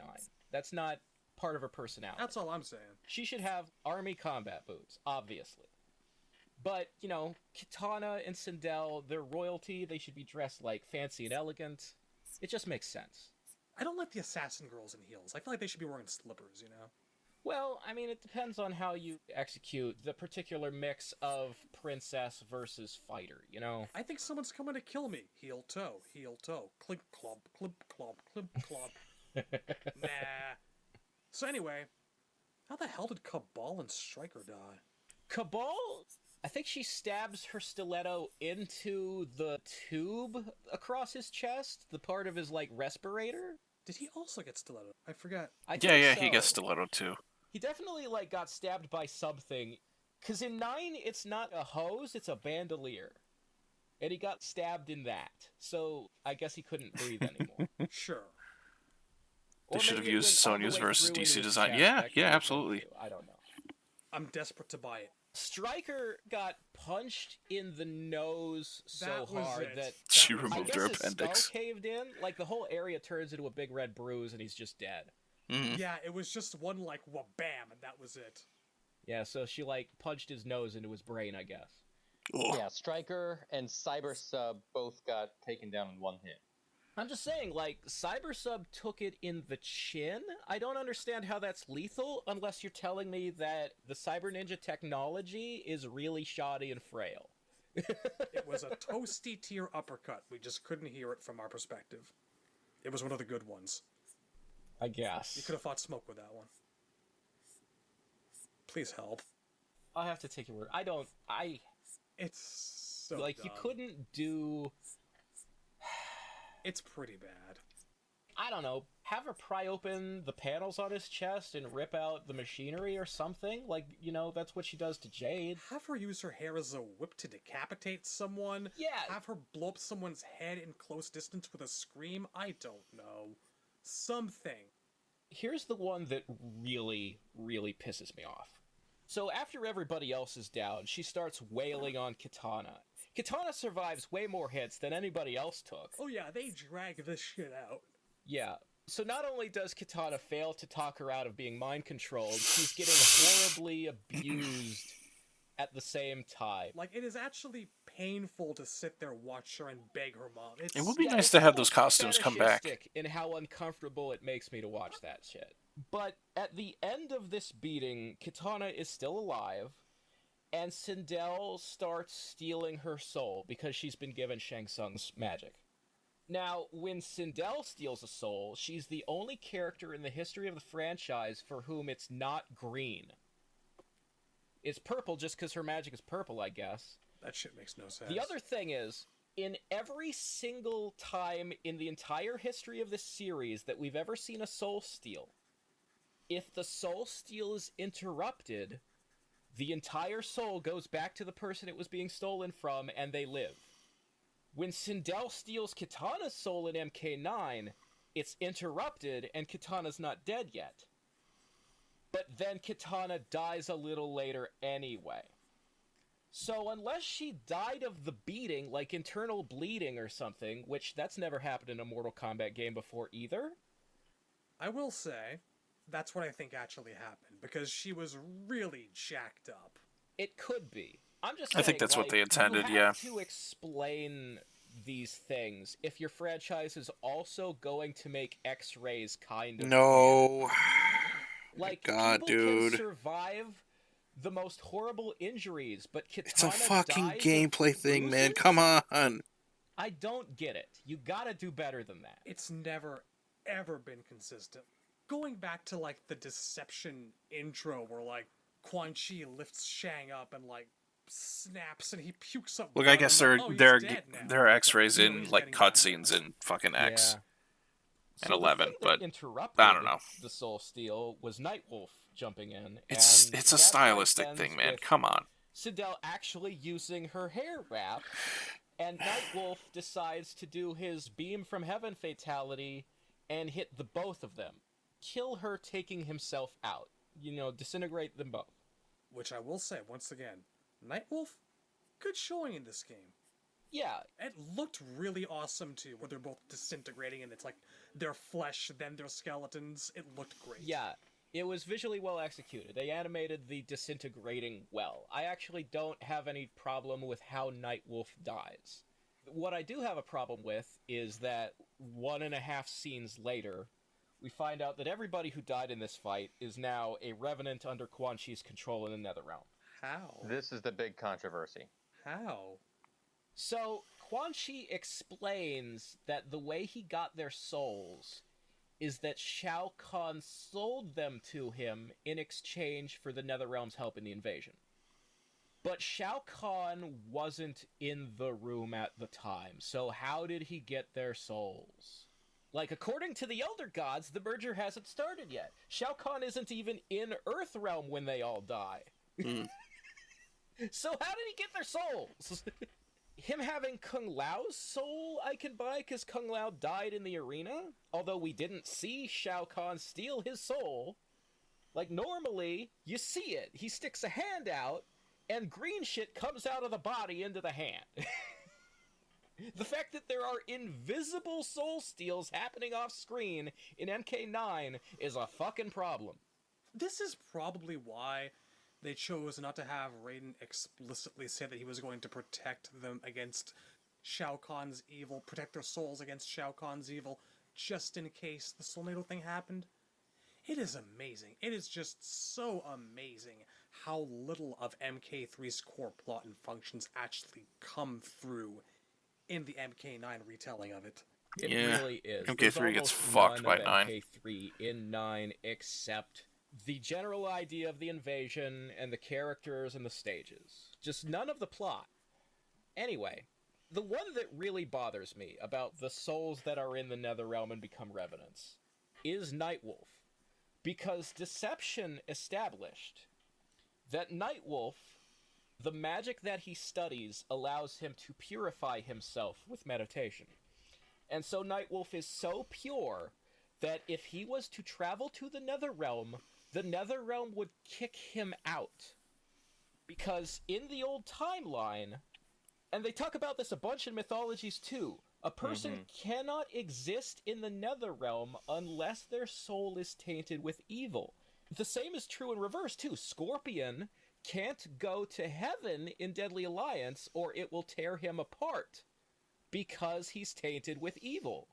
They really got away from this. Yeah. And it's really too bad that they got away from this. You know, the entire point of mythologies. You could use this was, for like you plot know, points and Raiden shit. Can't go to the Netherrealm Sucks. himself to get that amulet. He can't send one of his champions. He can't send Liu Kang or Kung Lao. He needs a bad guy to do it. Only a villain can exist in the Netherrealm. Only somebody like an assassin. Yeah, and Sub-Zero X could in survive X they that send journey. like just So fucking he has regular ass to enter people and into work the with fucking Sub-Zero. into the You start afterlife, having into hell, Raiden literal travel hell. to the depths of the Netherrealm to talk to Quan Chi directly. It defeats the entire point of that game. Yeah, they just nowhere in the NRS era Actual, does in the fact, idea that hell. only evil beings can exist in the Netherrealm come up. It's been wiped from the lore. And I might be getting ahead of myself, but you know, when the special forces just Yep, there travels it to is. the Netherrealm and starts blowing shit Yeah, up yeah, in they just- MK11. Yeah. Yeah, the U.S. Army regularly, like, conducts overseas operations in the afterlife. Oh my god, you know, I have never actually thought of the fact It's not as what cool that as what we actually do now. says Yeah. about the entire U.S. military. How many members of Sonya's unit grew up Christian like they would in the real world? And, like, what are the consequences in society of, like, we know heaven and hell exist, but the gods aren't Jehovah and Jesus? Like, nobody's talking about it in the games. They're all baby killers, Razor, everyone. The special forces are terrible people. That's how they're in hell. Like, the MK universe is supposed to be the real world, but if all this magic existed. Like, there are games and movies where Johnny and Sonya say the phrase, Jesus Christ. Johnny Cage will say stuff like, "Thank God I didn't ask him to park the car." Yeah. You know, they were raised in real-world America where Christianity is the dominant religion. Nobody ever talks about how society was affected after MK3 and 4. They know that other dimensions exist. They know one of them is heaven and hell. How is that affected, like, normal Maybe they're people's atheists. lives and the socio-political scene of the MK universe? I've always wanted to see that addressed, and they just don't talk about it. Even though they have the army attacking hell. Yes, that's where they get it right. So what is our response to when we find out other dimensions exist and there's these other things? We create a new division of the government. Yep. Because of course we would. Yeah, we just send the army in to shoot them with guns. We create a new government division, the Outer World Investigation Agency. That's number one. And number two, we get locked into a never-ending war. So we send our soldiers out into the Netherrealm. U.S. Hell, U.S. it's just Army. Another Middle East. I feel like this Jesus is another Christ. G.I. Joe series that has yet to be written. One of my favorite moments of, like... Yeah, we need to cross over unintentional G.I. Joe hilarity with fucking Mortal in the Kombat. NRS era is Have- there's a moment in X have G.I. Joe where invade actual Sonya and hell. Johnny and the Special Forces soldiers are attacking Quan Chi's study. And Quan Chi, he knocks out the grunts with the guns, and he says, "I have no use of your soldiers, but I will take your souls." If a regular guy with a gun is not important to him, then why does he keep Stryker around? Right? Why is Stryker a revenant? He's just a guy with a gun! He can ride a horse like nobody's business. They've never Yeah, I'm sure established, that comes like, up all the time. Absolutely. anything special about Stryker. Oh my god. And it's been Boy, such a think about it, fucking- before it all falls apart like a house of cards. Such a detriment to So him. Sindel's role in Mortal Kombat 9 is she's resurrected to be evil, and she dies, then she's resurrected to be evil again. Within the span of 2 scenes. She's double resurrected. She's a super revenant. Twice the brainwashing. Evil on top of evil. Double the fun. The only difference between Sindel before Nightwolf vaporized her and after is that she gets glowing yellow veins. Which raises the question, why does Quan Chi give them the gray skin and glowing yellow veins? Because Sindel didn't have those before. He can resurrect people without them. All Scorpion characters need to doesn't be have them, corrupted and or- Cybot doesn't have Or them. did sins in It is another realm. strange Yeah, that yeah, yeah. She's been resurrected by Quan Chi in both instances. Not and the anymore. second time, Yeah. he makes her more of a revenant. The impression that I Now you got can was just the first time Go she was there, you loyal can just to take a Shao portal and just Kahn. walk in. After that, that's it. His deal with Shao Kahn includes that he gets to control Sindel's soul. She becomes a revenant, and she serves the Netherrealm, no longer Shao Kahn and Outworld. But it's the same magic. Like, Quan is the one who It programmed is. her to be loyal to Shao Kahn and then programmed her the second time to be loyal to himself. It's purely aesthetic. Like, what is the difference? Does X Sindel have powers that 9 Sindel doesn't? Seems like not. I don't know, that's just always kind of bothered me. Just typing more questions for the Plinkett voice at the end of this. Yeah. Got 5 so far. So that's pretty much the last time we see Sindel in Mortal Kombat 9, but there is her arcade ending. There is. Yes. So in her arcade ending, it's the theoretical scenario of if she was the one to defeat Shao Kahn. Does one even have the exact text in front of you? I do. It says, the spell that bewitched Queen Sindel had been broken. She did battle with Shao Kahn and slew him, punishment for the suffering he brought upon her and millions of others throughout the realms. She dissolved the sorcery that bounded Denia with Outworld and began restoring her realm to its former glory. Yeah, the imagery they show is, it's basically like some beautiful Edenian marketplace full of humans and Shokan and centaurs that are all kind of like gathered around Sindel and bowing to her. I always liked that ending, as a matter of fact. I have one issue with this ending. For her to have the raw power to undo a merger means that Sindel is a powerful sorceress. Before Mortal Kombat 9, sorcery was not Sindel's thing. Deception implies that she was like a knight before she was queen, or that she at least knows the fighting style of the Edenian knighthood. And all of her special moves are Banshee themed, which implies that they were given to her by the resurrection process. That they're part of the evil magic Quan Chi and Just like Shang Scorpion Tsung with his used to fire bring her powers, back. and Noob with his shadow powers. And some of that is, I would say, emphasized by, like, in the graphics of MK3, when she would do her scream, her skull would become visible in her face, like it was being lit from inside by a flashlight. I think it was heavily based on the character Silver Banshee in the Superman comics. When she screams, skull-shaped makeup appears on her face, and that's like part of her superpowers. I got the impression that this reflected her status as an undead. Yeah, we talked about this last episode. A banshee in, like, Celtic mythology is an undead spirit, and the whole thing is that they, like, cry and wail because they're in mourning. Maybe the long hair powers are a thing she could already do, or they're unrelated somehow. But the screaming and the flying and the fireballs She could just are always do clearly that. Another application of the Done her work screaming walking energy home that now. comes from the Nice. mouth. All that stuff seems to be Banshee themed, and like she didn't have those moves before she died. So Sindel, as far as we know, before she died, was not a magic person. She was not like a wizard or a sorceress. She was just a fighter, if anything, and mostly an aristocrat who sat in a chair. Well, I can see where you're coming from with that.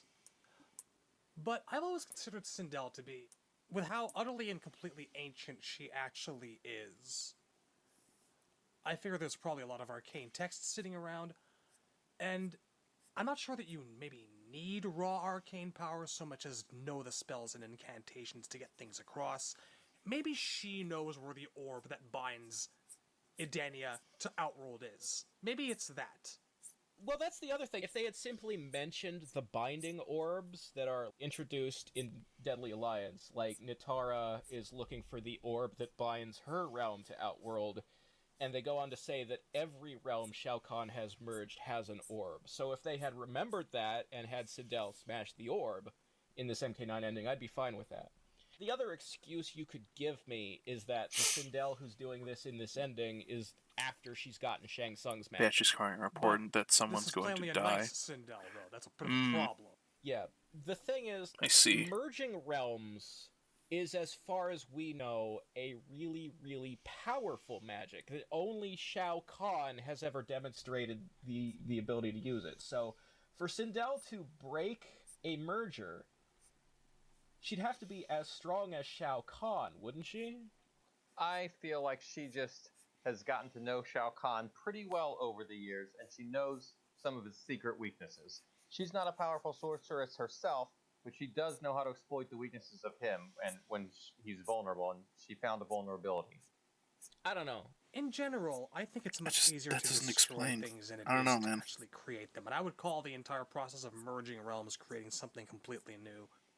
I could buy that it maybe takes less raw power to undo a merger than it does to actually create one. Maybe. Just spitballing here. I could, yeah. The previous game's lore has never painted it as easy to unmerge realms. I mean, it does just kind of happen off screen in MK3, Mm-hmm. but once Deadly Alliance got into The orbs stuff, thing, yeah. we just kind of assumed, well, Kitana and Sindel must have found Edenia's orb and smashed it. The idea that you Comes could just from whistling raw wind. magic You know, it sometimes that can sound like someone wasn't really wailing. supported Ah, in I see. previous games. Yeah, and The like whole forests, notion of like merging and the wind unmerging passing realms through is something trees. that the games like to allude to, but we never really delve much into the science of it, in as much as it is science, or how it's done, until it's really convenient to do so. So when it comes to stuff like this, I kind of turn a bit of a blind eye because there's never been consistency, although I'd really like there to be. Yeah, I'm just saying I would prefer them to establish consistent rules, which They kind of did in Deadly Alliance. Like, once you set up the orbs, then any method that unmerges realms that's not an orb undermines Natara's story in Deadly Alliance. I would love there to be orbs again. Why does she need to go through all this finding somebody who can dive into lava and get an orb if she could just learn magic? I would say that maybe the orb thing is the easiest. Like, if she knows the location of the orb, she's already got a lead. She's good. Whereas for Sindel, Like multiple maybe she methods. doesn't know where the location of the orb is, so she's got to go about it a different way. I wish that they would, if there is no Edenian orb or whatever, just tell us that, like, after such and such a time, the orb dissipates, and that's why things happen, like, say, for example, in more recent games, Edenia and Outworld can never be unmerged. Just give us a little bit of substance. I don't Something. think Outworld and Edenia can never be unmerged was really a thing. It's a thing in 11. It was not a good thing. It is not a good thing, no.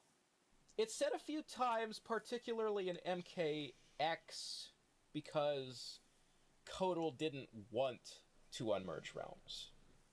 It's very glossed over when it is brought up, where it's more like characters are speaking colloquially off the top of their heads as opposed to actually trying any effort to find out if it really is possible. Like, it's used as an excuse not to try.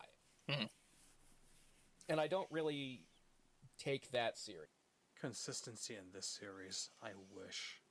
Especially because, as we know, there are multiple occasions in the old timeline where realms are unmerged. You can't retcon something that's happened that much. I mean, if you Yeah, could I got rewrite- the impression that it was just a big mistake when they said that the realms couldn't be unmerged anymore. Big mistake. If you're gonna rewrite a character multiple times, mess with her origins in one game, then give her different origins 2 games later, like the one we're talking about right now, does this shit really surprise you? Does it matter? Does it actually matter? Well, that's the other thing. A retcon cannot last if there is too much contradiction. That's the problem with trying to change Sindel to evil in 11, is that there are too many games that are too well known where she can be under mind control and restored to good, or is just outright good, to the point where it's like if you went out today and got hired why by there was DC backlash. Comics, and you immediately said Superman the whole point. isn't even from the planet Krypton, that's been a lie all these years, nobody would like it or take it seriously because him being from Krypton is far too famous. Hey Razor. Hey Razor. What's Oh that? my god. Hail Hydra. That was a cosmic cube, alright? They literally changed Steve. That's different. It's not a retcon. That's just a storyline that happened in the present. Comics are fucking stupid. Well, they made it appear to be a retcon at first. It was very controversial. Yes, well, cosmic cubes can rewrite the past, but also that was undone. Or sort of... They made a copy of Steve who had the memories he's supposed to have, while the real Steve is still Hydra Steve, and they just never talk about it? Remember Teen Tony from the 90s? It's that situation again. Marvel is bad with continuity. DC's bad in a different way. They just start their universe over whenever they don't like something. Well, Mortal Kombat is starting to go the same way. Yeah, that's the problem. They're too influenced by the fact that they're owned by the same company that DC's owned by. It's a crisis every week now. It's always the reboots. Stunt, stock, shock, storytelling. Gotta love it. That's another thing. The Sindel in 11 isn't the Sindel in 9. That's actually a different universe. Sean Kittleson, I have him on recording saying that 11 isn't a sequel to 9 and X. Chronica rebooted off-screen between games. That's why Cabal isn't I really Joker's wish he partner would. anymore. He was a Ah, good man. cop who joined the Black Dragons instead of a Black Dragon who joined the cop. I really do wish that Razor would at least share that audio clip with the server at the very least. I can understand not uploading it, to full on YouTube or anything, just for the sake of, like, I guess out of respect for, like, the public image or whatever of the guy, but, like, come on, man. I think just quoting it kind of, I don't know. I would like to hear it. I would like to hear it myself.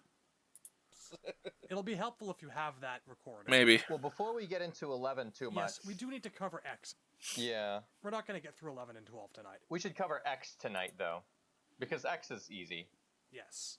Okay, so Mortal Kombat X doesn't have Sindel as Ask a him about it playable again sometime. character, Yeah, probably. but Sindel has more screen time in it than some of the playable characters do, particularly like Kung Lao. This is right around the time when I started. I don't know. wondering- Razor's also But kind of she bad has with more- organization too, so God knows if he still has that file somewhere. Screen time than Ferrator. She does. I started really wondering, do NRS like her that much? What's going on here? If she's gonna get this much screen time, why isn't she actually a core member of the gameplay cast? Like, she has always felt more than anyone else kind of really shoehorned into the MKX plot where she didn't really need to be. Yeah. This is the time where I started thinking to myself, they have a That is actually a serious very add-on for this good character. question. They were also sharing some promotional images of her for Mother's Day. This is before MK11, so this is when MKX was the current Mortal Kombat game. It would say Happy Mother's Day and have Sindel's image on it, and, you know, she wasn't even in the game, other than story mode. Was she playable in mobile at the time? Oh yeah. Yes, she was in mobile at the time, that's true. Okay, well that was probably like a cross promotional thing, like MKX and MK Mobile. were Yeah. being, like, You're right. In fact, it was called MKX Mobile back then. yeah, that explains it. I also find it interesting that of the Revenants who aren't playable, Sindel is like the only one who got a new costume. Yep. It's basically her 9 outfit, but they added like fishnets to her arms and like a swirly flower vine pattern on the purple V on the front of her. I really think that they were probably further along with making her into a part of the roster. Yeah, than I there was suspect no that, like, justification for it. Yeah, you would expect She was that probably if going to be someone was DLC or something. halfway made new before the game came out, that they would probably be DLC. So it's kind of weird that they didn't even do that. Her and Rain, man, I've always felt that they were really far along into getting those two into the game, Mhm. but backed out for whatever Yeah. reason. Rain is another. He has a whole new costume, a lot of screen time. You even fight against him. Like, you fight against him and Sindel. The weirdest thing. It's a very I similar remember situation to hearing Tanya, from, I but think it was like, an interview with Brian Shard, that the reason Rain is in MKX so much is because members of the writing team were trying really hard to push for Rain to be on the roster. Oh, bless them. And so they shoehorned him in as much as they could, hoping it would force him to come out as DLC, and Ed just wasn't into it. oh fuck it. Gotta have Old Faithfuls. Gotta have Liu Kang, Kung Lao, and Katana. But I presume then a similar situation where everybody either wanted or thought Sindel would be DLC, and it just never happened. Mm. That feels logical to me.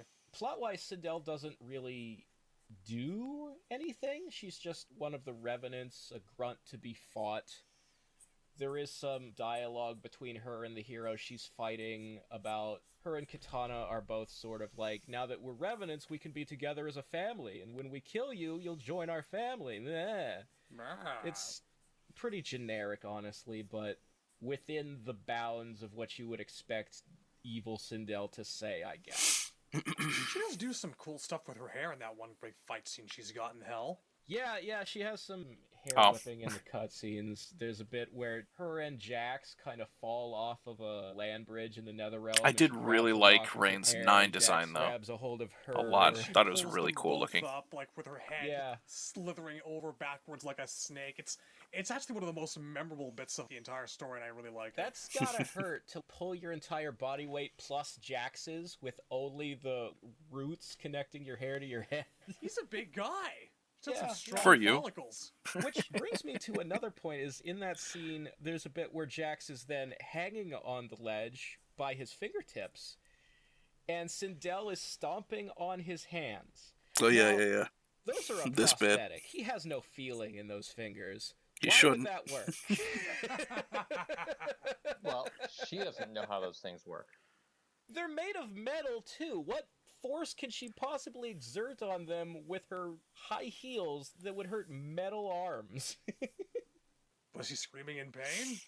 He seemed to be reacting like it hurt, like his grip was slipping because his fingers were being stepped on. Mumble, mumble, tactile nerve implants, mumble, mumble.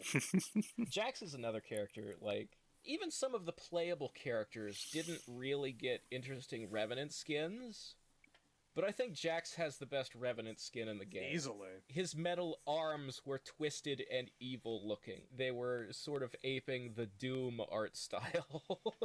Quan Chi specifically said that he didn't like robotics when he was working with Cyber Sub-Zero and Yeah. I don't trust this Cyber Ninja technology. That's why he restores Sub-Zero to human as a Revenant. But you and your arms, you look cool. Cabal has a Doom came out disability after. that- I'm pretty instead sure of Doom fixing came his out after that, but lungs, he anyway. leaves the mask. it just hit me. Doom How is that 2016. making him better? You know that X was this is all 2015. lies, and it's about keeping the ninjas that he likes to mess with as close to mint condition on card as possible. He collects them, is what he does. Yes. They should have never done Cyber Sub-Zero, and X is them walking it back. But Yep. they're never going to walk back Cabal's design because the mask is what's famous about him. They're never going to walk back Jax's arms because they're what's famous about him. Even though he didn't have them when he first appeared, they immediately became the Jax thing. I mean, everyone will disagree, but I could easily play as Jax in a game where he didn't have the metal arms. Again, a la MK2. I wouldn't mind. I wouldn't hate it. If they were to go back and do what Special Forces was supposed to be, and Jax had normal arms instead of them making up the he's using prototypes excuse, I'd be totally into it. Anyway, Sindel, M-Kicks. I mean, what more is there to say about her in MKX? She's there, she's a Revenant, she does what the rest of the Revenants do. she's very formidable in the story mode, and I could see where people would say, wow, she was so badass, I wish we had her on the actual roster. Yeah, it's interesting throughout the NRS era that they keep building up how strong Sindel is. And then at the end of MKX, an injured Jackie and Takeda are able to hold off Liu Kang, Kung Lao Kitana, Sindel, and Smoke at the same time. Well, never try to understand power scaling in MK. Yeah. It's a disease. Like, I don't need there to be, like, a strict chart. I would just like it to make a little more sense. They could have had Raiden take a few of those guys out before he got crushed in a giant bone hand. Yeah, that would be a good way to do it. Yeah. So, I mean, that's kind of it for MKX. Sindel's just an NPC who has a weirdly greater amount of screen time than half the roster. And kind of an original outfit. Yeah, Which kind she of. does look pretty good in. I like it. We'll get there. We'll get the costumes at the very end. It's like they just combined her primary and her alternate from 9 into a single costume. It kind of works. It does. Where worked if Sindel yeah, I think it stomped looks on nice. Jax's hand and there was Especially like, for, a metallic crunching the sound. goth, Sparks even more so aesthetic of the Revenants. showed Because damage regular Sindel, on the model, just she is implies a she goth, managed to black lipstick, damage it. the big Yeah. hair. We've talked about this last time, yeah. From the neck down, her outfit's more like glam rock going to the club. So to ditch the little vest with the popped collar and instead add more fishnet, they did up the goth quotient, which fits with people who work for Quan Chi's. That's the Brotherhood of the Shadows whole thing. This is how Quan Chi likes to remake people. Yeah. Late nights at your favorite shadowy club. Snake bites. It's his fashion sense, and it must be shared across everyone who is close to him. All right, looking good so far. I will say, though, he totally listens to Combi Christ, and I judge him for that. Anyway. You said Combi Christ, and I immediately started flashing back to the DMC reboot. I think that is enough for tonight's session. Alright. Well, we did good, guys. We covered the outside media. We covered MK9, which was huge. We covered MKX. Next time we get together and do this, we should cover 11, which is probably the most controversial retcon Quan that NetherRealm Chi's. has ever done. Yeah, I don't have it in me to do that tonight. No. Oh We'll boy. be able to cover Yep. 11 and 12. And we should do Onslaught. Yeah, we should talk about Onslaught. Do we I'm have to gonna talk have about like, Onslaught? Re-review. Because I remember that Onslaught has, again, Quan Chi resurrecting her. And that she was good before she was resurrected. Yeah. Yeah, it's a more traditional version of the narrative. There's no invasion. Khan just wants his wife back, and Quan Chi does it for him, and that's the only motivation there is for it to happen. I can't remember if Kitana manages to break the spell on her before the end of the game or not. I was unaware she was actually even in Onslaught. I've been drifting. When Onslaught was first revealed, the thing that annoyed me the most is that the opening cutscene isn't canon, because it depicts basically the end of the Mortal Kombat 2 tournament breaking down into a fight like the MK1 tournament does in the Shaolin Monks intro, but Sindel is there. And that event never happens in the actual game. Onslaught is a weird mix of, like, Dom's half-remembered factoids from every old timeline game mashed together at once. It's pretty I have weird, to go yeah. watch a complete movie version of this. I'm sure that they exist out there, right? Yeah. Honestly, it is a lot of fun to watch the story mode. Absolutely. Onslaught had it going on, I think. It's also so mixed up, Mm-hmm. and events happening out of order in the sense of, like, the actual game seems to take place just after the MK1 tournament, but Sub-Zero's the Grand Master and Frost is there. Yeah, it's very hard to make it make sense with the existing MK lore, and yet it somehow Yeah. seems quite faithful to it, at least compared to some of the other things we've got. Yeah, it's more faithful than usual in spots, and then in others it's like... So the start of the game sets up with Shinnok sending Scorpion around to collect items that have bits of his power in them. Like Dramen's mask. Yeah, it implies that the amulet doesn't exist, but then you get to, like, the halfway point of the game, and the amulet does exist, and characters are going after that. Just put it all in a blender and shove it into the mobile game. The last scene of the game, Raiden, to stop Shinnok, picks up the amulet to use it against him and turns into Dark Raiden. And then immediately after he defeats Shinnok, he just goes, "I don't want to be dark anymore," and purges it out of himself. Huh. So, like, what was the point of being Dark Raiden? So it's another instance where being Dark Raiden didn't lead to anything. Again. Yeah. Amazing. Yeah, goddammit. Just amazing. And so, ladies and gentlemen, that concludes this episode of The Lost. Part 2 of 3 of our Sindel retrospective. Oh god. I know what you're thinking. Why the hell is it taking so long? I think that too. Every single day. We record hours and hours of audio, and then you actually edit and clean them up, as opposed to what we do for everything else on the channel. It's a lot of work. Some people tell me I shouldn't do it. The thing is, it's taken longer than usual this time because I had a bunch of shit happen to me after we recorded that last one. He moved, We had right? to move in the middle of winter. Yeah. Going through various things with an aging relative, which led me down a very dark path into a bad place. Well, I mean, the good news is that we recorded basically 2 episodes at the same time. So episode 2 took a really long time because you were also working on episode 3, and episode 3 will be released fast. There is that, yes.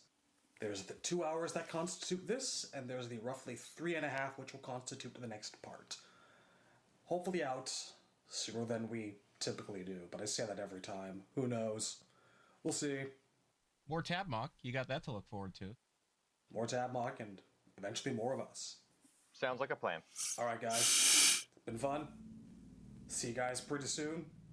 We hope. I do Have a nice day. I do kinda Good night, hope Chad. Good night, Razor. See you guys next week. See you later, nerds. Nice.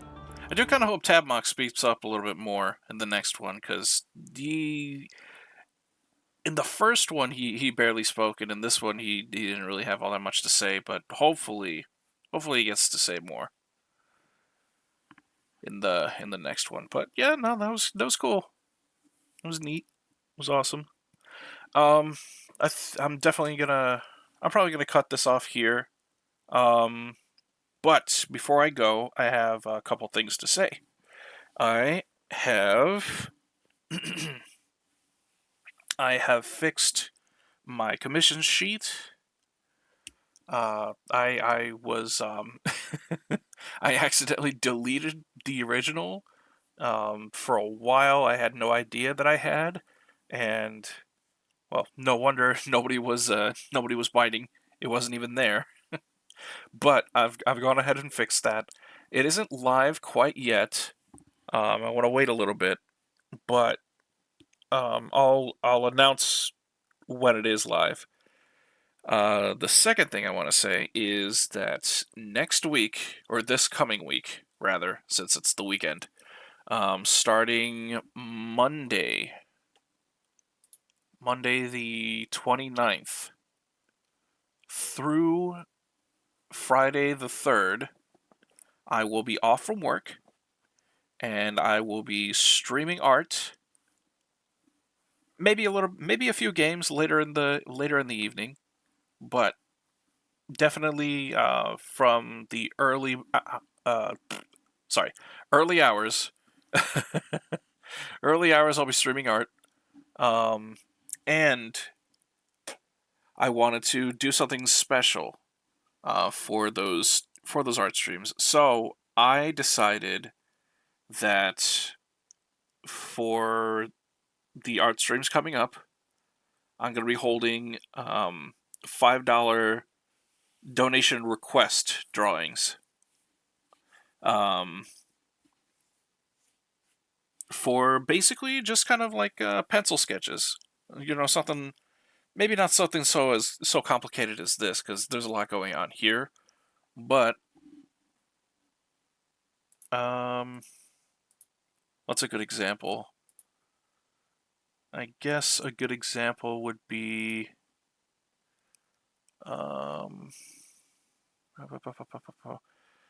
dang, I I should have had something prepared. But you know, something like I think I have examples on my website already, but basically just like the pencil line work of this, you know, without all the color.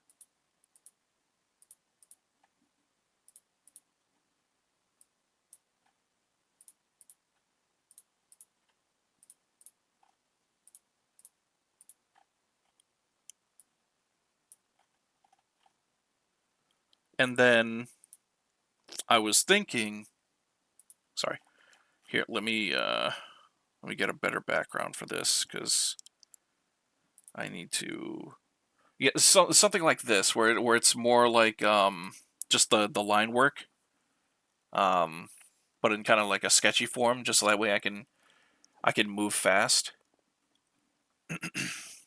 Just for $5. Also, during that time, I'm going to be, if you notice in the Twitch rewards, or not the rewards, the what are these called? Channel points? Yeah. If you go down over to the little gold MK dragon icon there, and you scroll down, there's a option that I have for requesting a 5-minute doodle. I'm going to be re-enabling that and allowing people to request 5-minute doodles for free, simply, you know, at the cost of those channel points, mostly as a reward for anybody who has stuck around long enough to be able to, you know, afford those.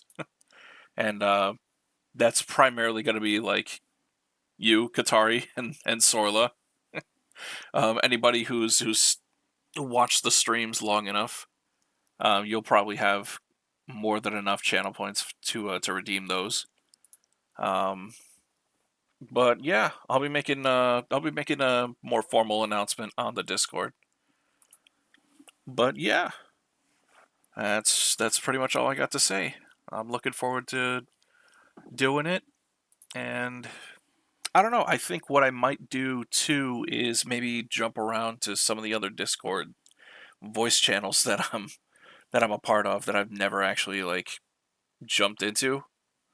Maybe meet some new friends, talk to some new people while I'm drawing. I don't know. It'll be a fun time. But anyway, that's gonna be it for now. Thank you very much for watching, and I'll catch you later.